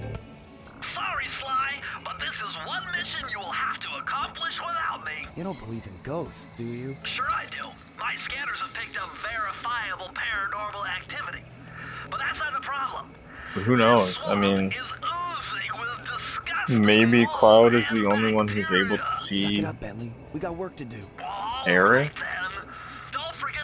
in her ethereal state, I guess, at the end of Rebirth, is because he has Sephiroth gene, or Jump and hit the the circle. Genova cells, whatever you want to call it, inside of him. And wearing super slick from icky slime and moss, you'll rail slide like a skater. And it could even be the Mako as well, because it essentially is, in essence, the life stream.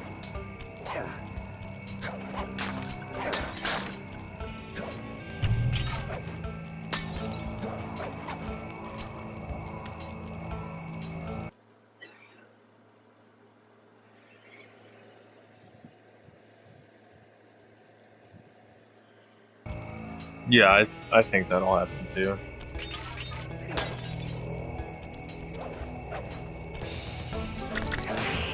Get out of here, spider.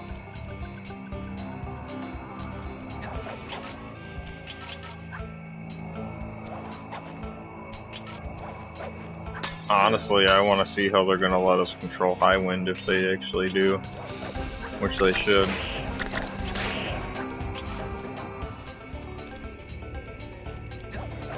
I'm real big excited for that. What the fuck?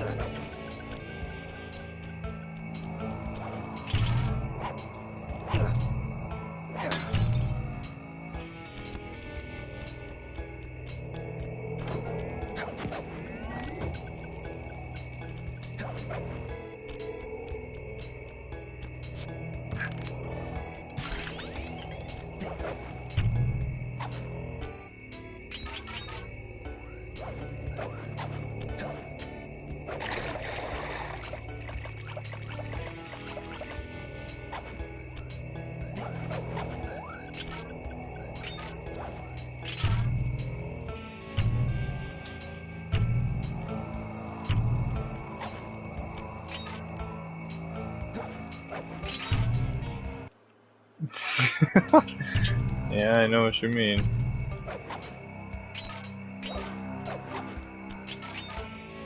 I don't know if they can't show the Aerith death scene, I don't know if they'll show that.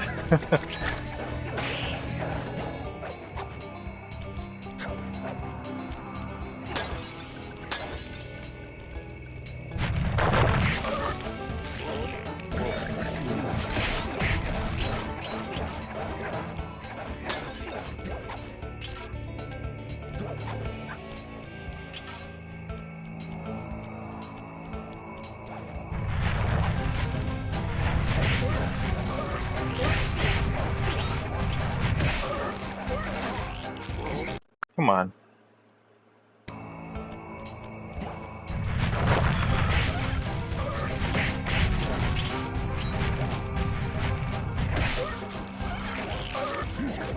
Bro, he fucking touched, he just attacked me.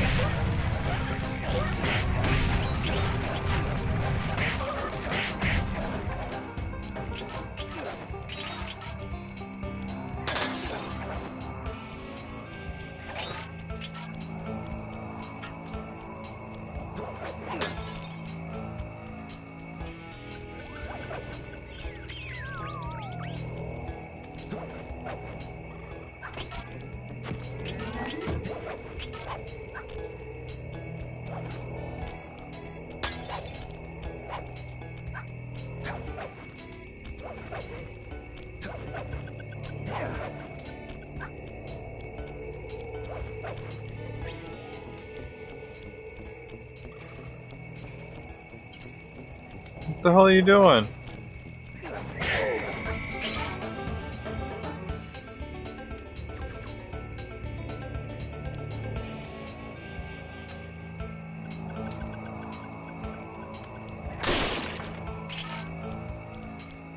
No, I agree. I'm just saying if they wouldn't show the death scene, they probably won't show that. I mean, I would imagine if they actually make it rated M, it might do the same type of thing that they did in 16. But what?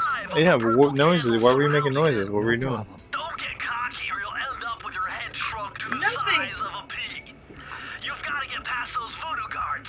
And I'm warning you, they're mean Whatever. and they work like a team. So do we, buddy. Whatever you say.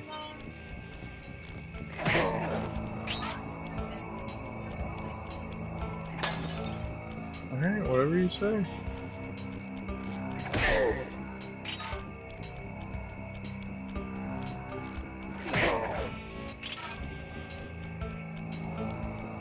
No.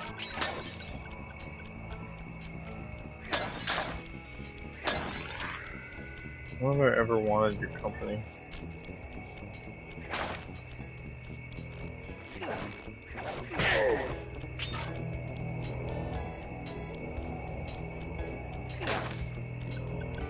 Come on.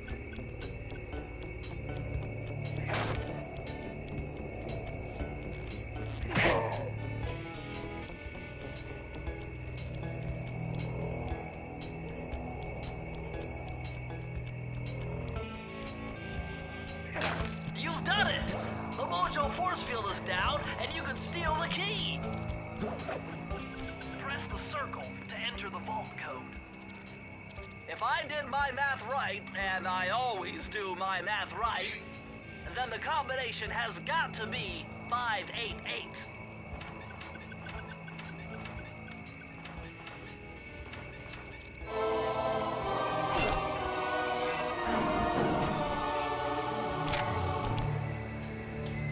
Electrified! Kelly McCooper's notes on how to harness the electromagnetic field created by a rolling raccoon. Now your raccoon roll move will really pack a punch. Plus, it should give you a nice tingling sensation.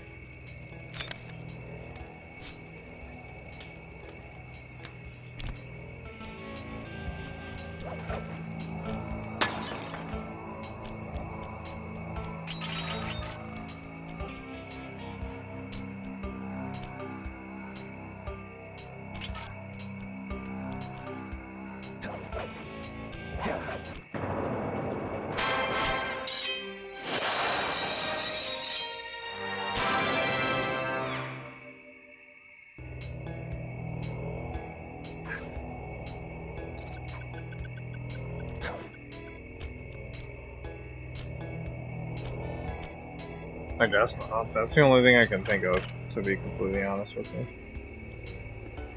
Is that maybe wanted to preserve the T rating, is why they didn't depict the death scene. I mean, there was still blood. I don't know. My paranormal scanner is maxing out on that structure. A reading like that could only be coming off Ms. Ruby herself. I think you're right, Sly. If you want to crack at Ms. Ruby, you're going to have to find a way And all Final inside that Fantasy skull 16 is temple. the first rated M Final Fantasy.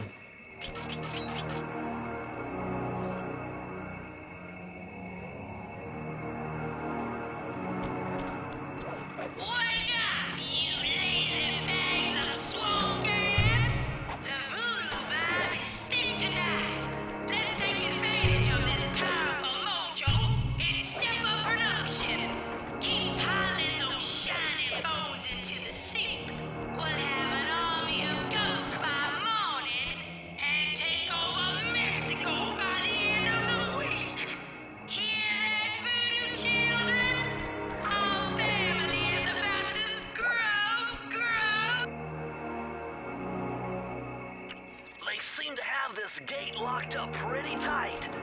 Must be something pretty valuable in here. A couple more treasure keys should give us the answer.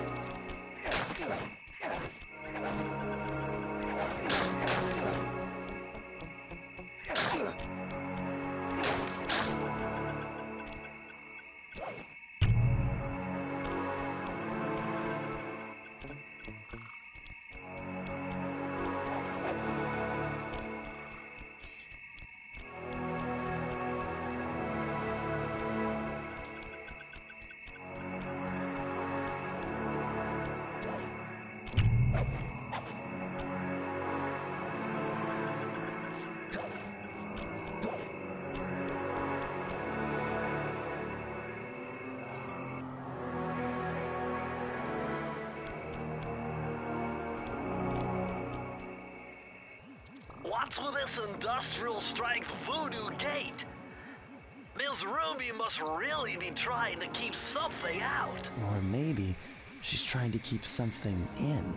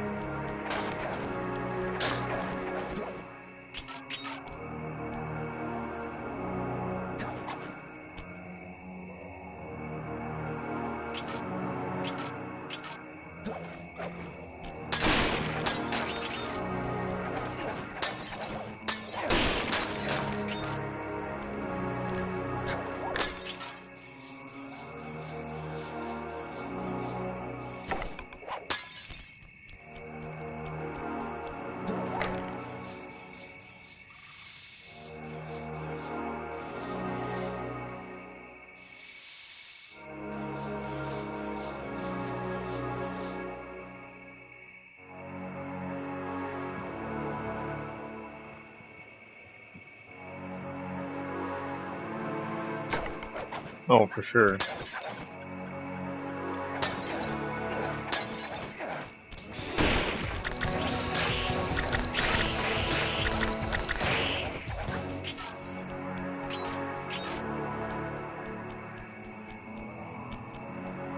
I just can't remember off the top of my head what the rating of the game was.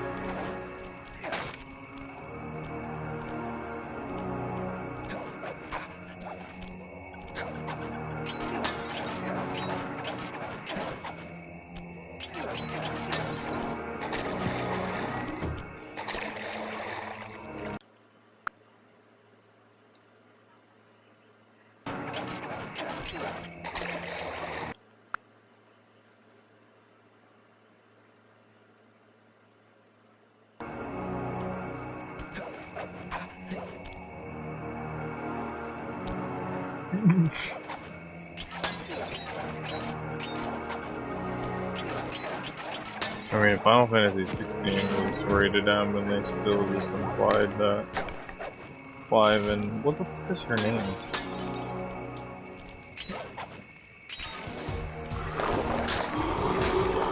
Whoever had intercourse, they didn't really outright show it.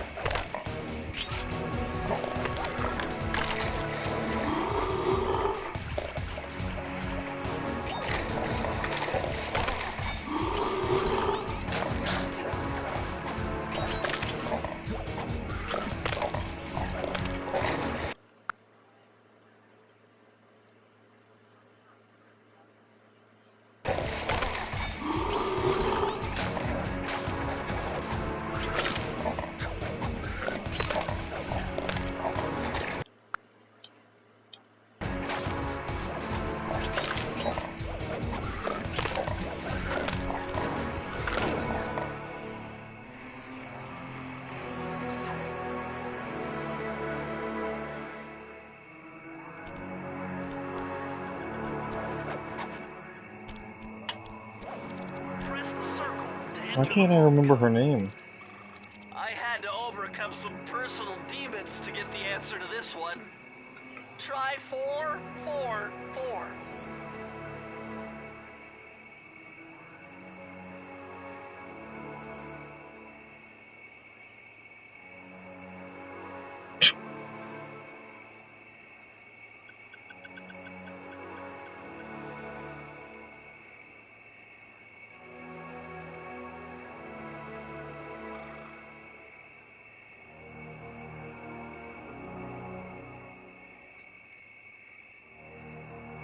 Jill.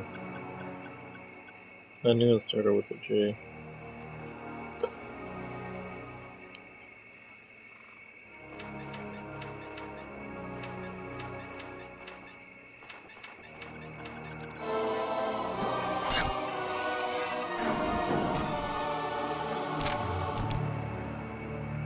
Ah, a more modern entry. Bruce O'Coop's computer hacking technique. Using the data on this page, I should be able to tap the duty roster at each hideout and project guard information into your binocucom. Did you put the batteries in my bag on the charger?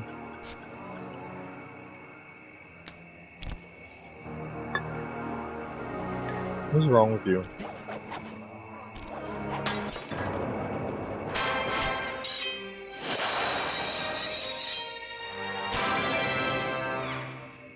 Alright, Margaret. You don't need to give me fucking attitude.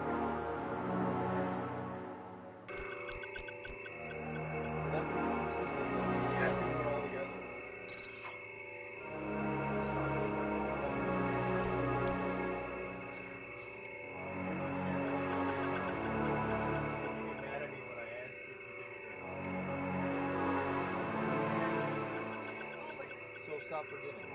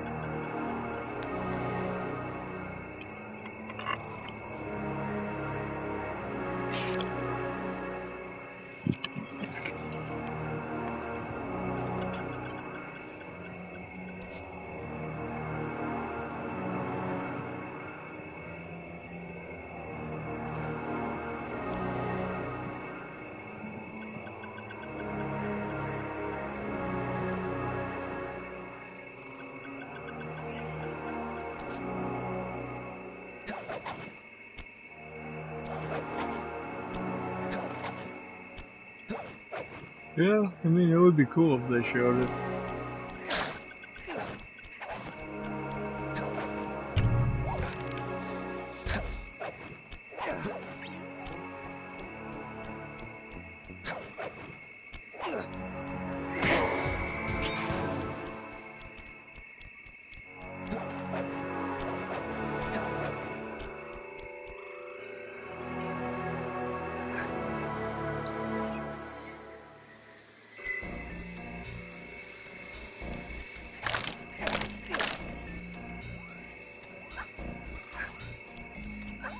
I wouldn't care. I wouldn't care what they rated it.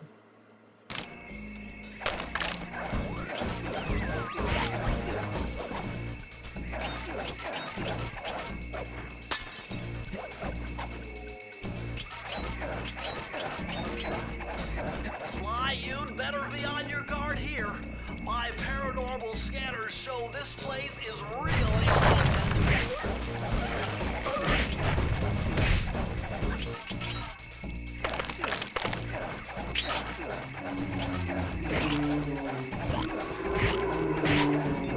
Now that was very interesting. When you smash that gravestone, the ghosts stop coming. It must be some kind of ghost generator. Maybe if you smash them all, you'd be safe.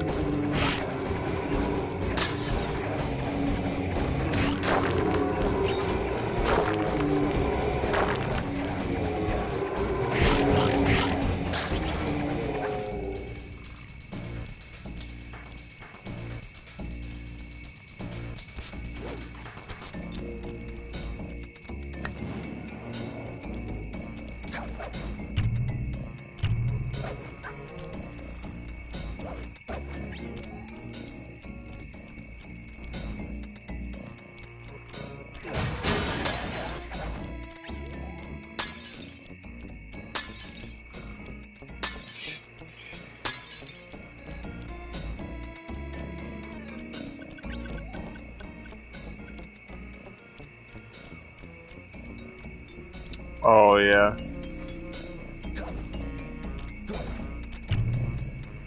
Yeah, I didn't, there's a lot of the stuff that I didn't stream, unfortunately, but I did platinum it.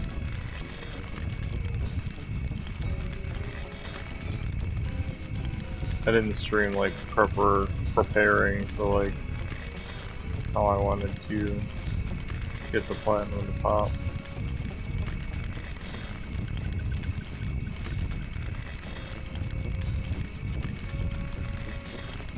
Thank you. But yeah, I popped the platinum with the true ending, I think.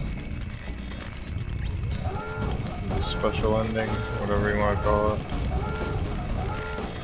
Secret ending, I don't know. This is the one where Lily survives.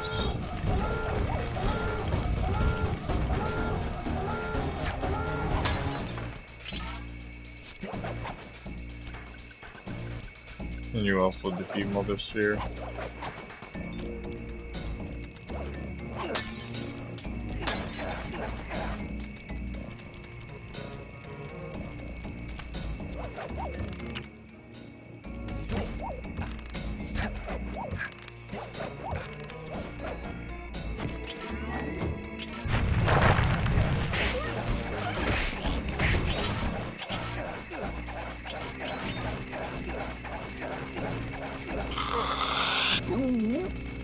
Yep. Alright, get up.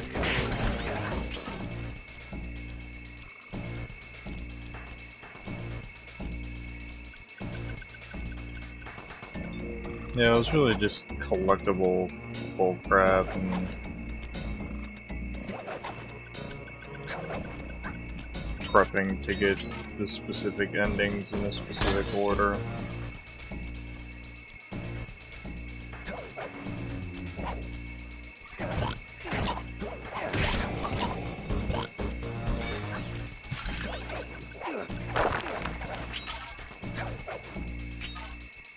I just figured it was all boring, so I didn't want to torture you through that.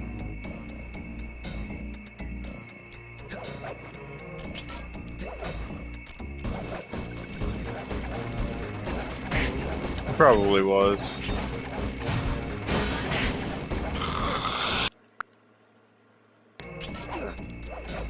Yeah, the ending I went for after that was,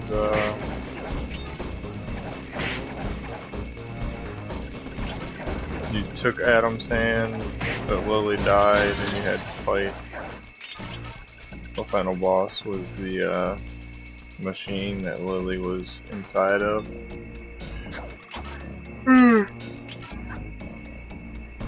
The ending I popped the platinum with was the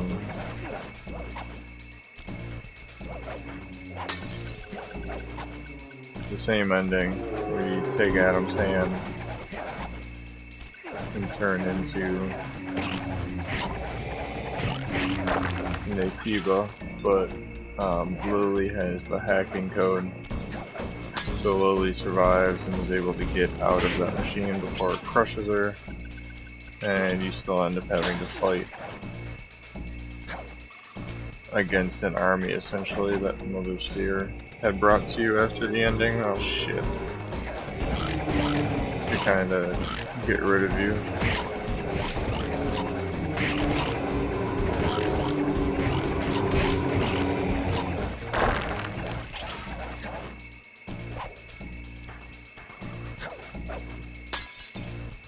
Yeah, Mother Sphere shows up at the end of all of it pretty much, and is like, yeah, I want to kill you.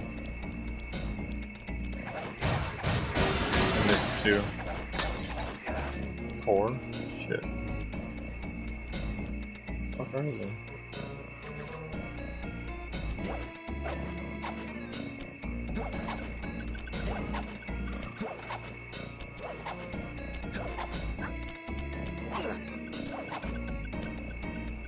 Yeah, Mother Sphere doesn't like people finding out her plans.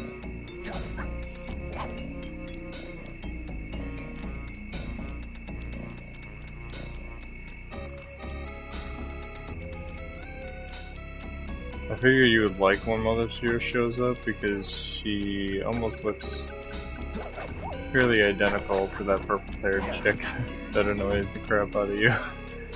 I thought it was funny. Actually made me think of you every time she popped up.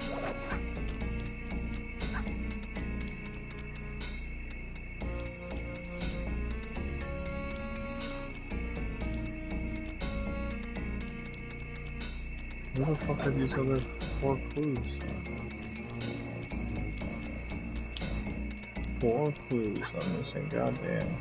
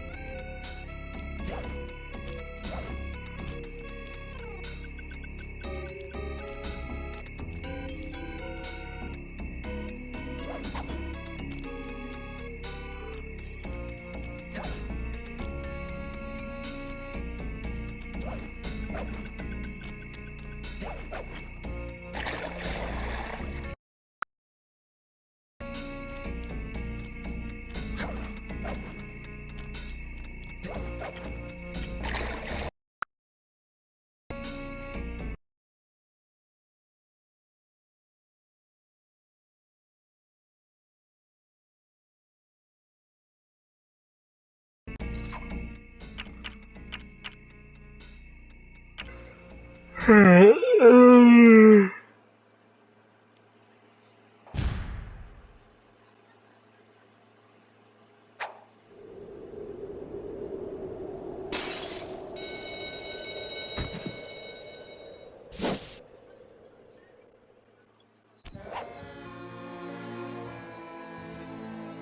don't know if it'll be game of the year, but I guess we'll see what else comes out. If nothing of quality else comes out between now and March, then potentially, yeah.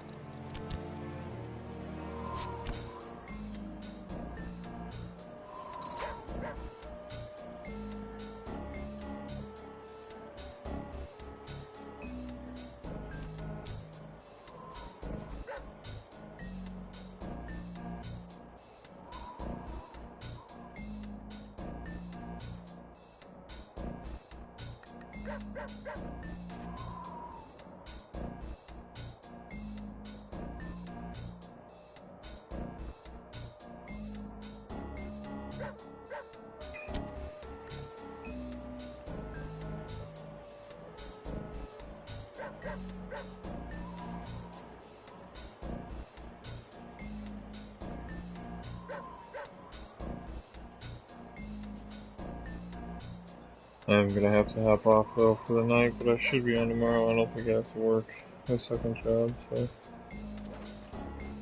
I'll be back on hopefully around 6 or so.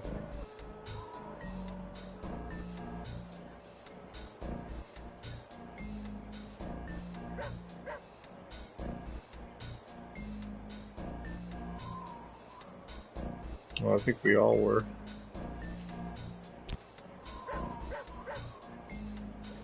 No, I believe it, man. Games have that effect on a lot of people. Different games for different people.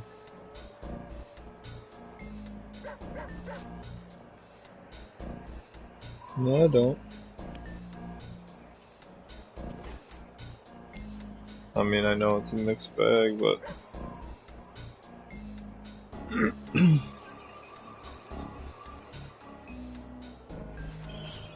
I feel the same way for Kingdom Hearts 3, but that's because that's my all-time favorite series.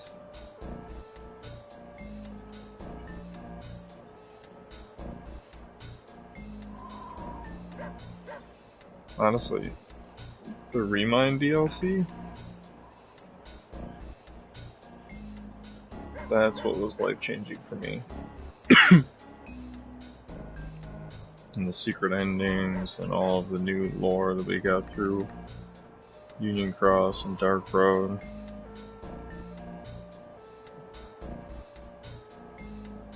That shit was hyped for me.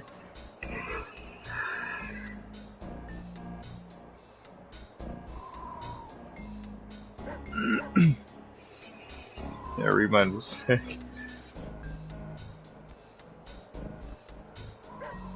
I mean, I don't know. Square Enix has been killing it. Remind was sick. Rebirth was great. Final Fantasy 16 was great for me because it brought it back to the medieval and fantasy. And that's why I love 9 so much. So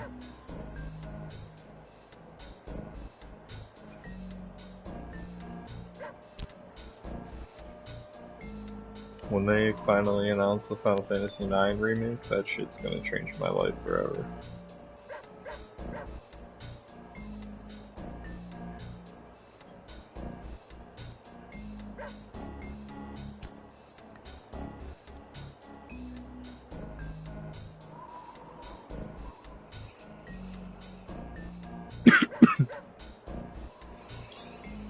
I don't know, FromSoft has some pretty crazy boss designs.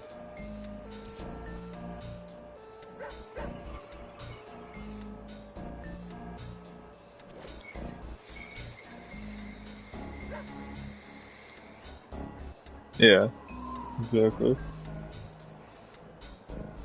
Final Fantasy 9 is my Final Fantasy 7. 100%.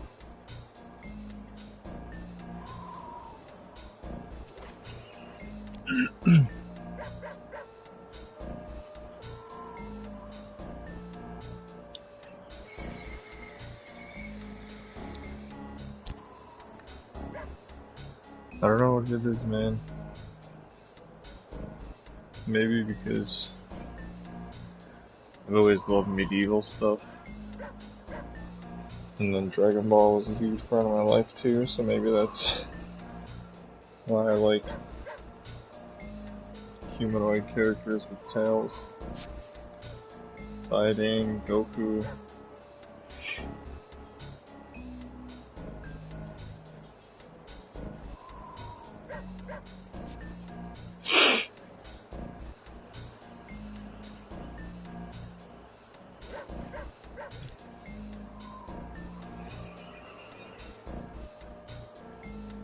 Yeah, if you've never played Final Fantasy IX, definitely check out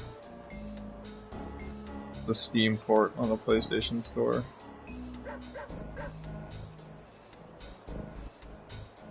Lots of quality of life improvements and ways to play the game faster, so it's not a drag.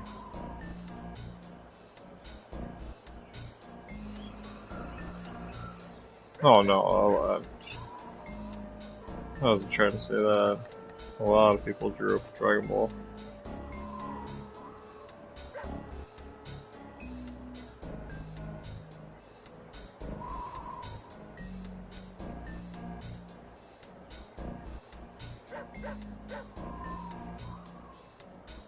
Oh, it's huge in Spain too. Didn't they have like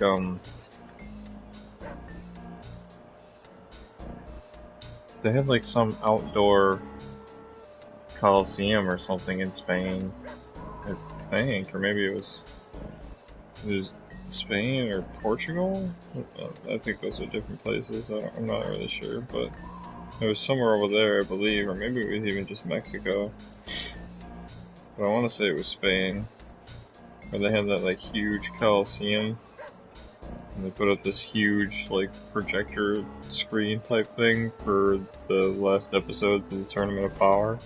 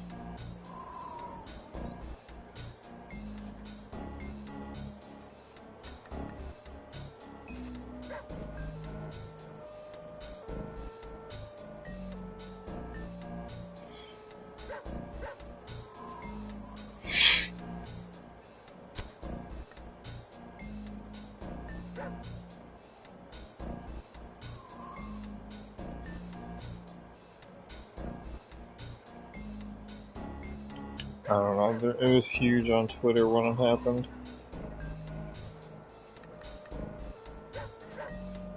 I was trying to find it, but I can't find it. The one I saw, the post was deleted.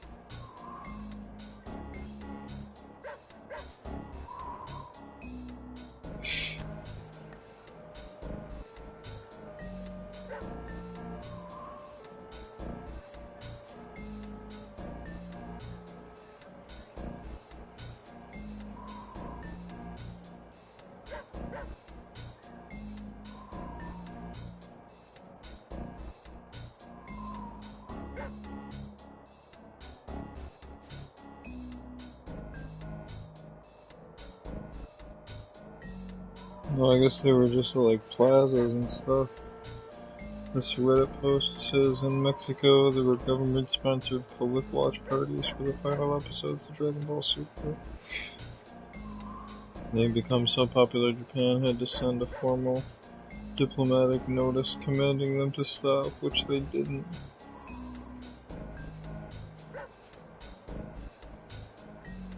Huge outdoor watch parties, like thousands of people.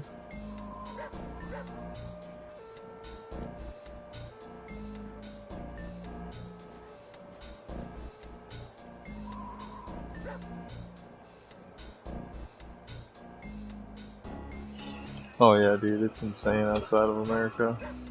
The support for Dragon Ball.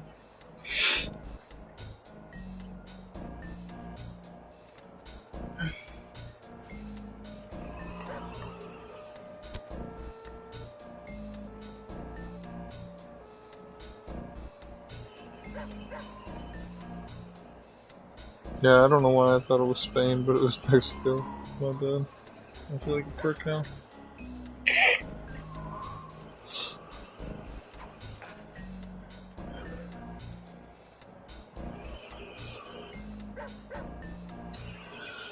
Well, I do gotta head out for the night though, so I will, like I said, I'll be back on tomorrow probably at like 6 or so. Hopefully I can finish this game up. Yeah, Latin America.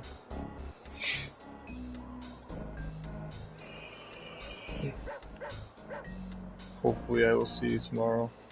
Don't think too much about Rebirth, alright?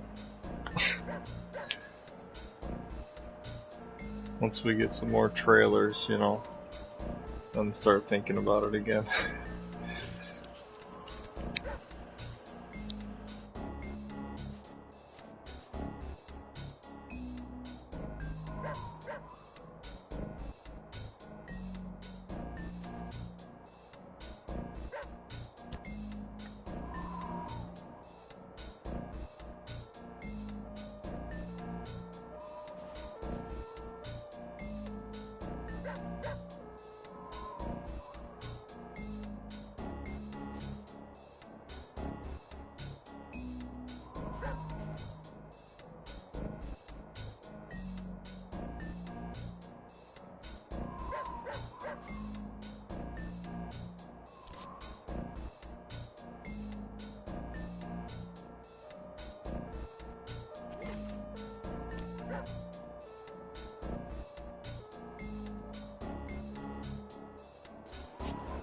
Good night, man.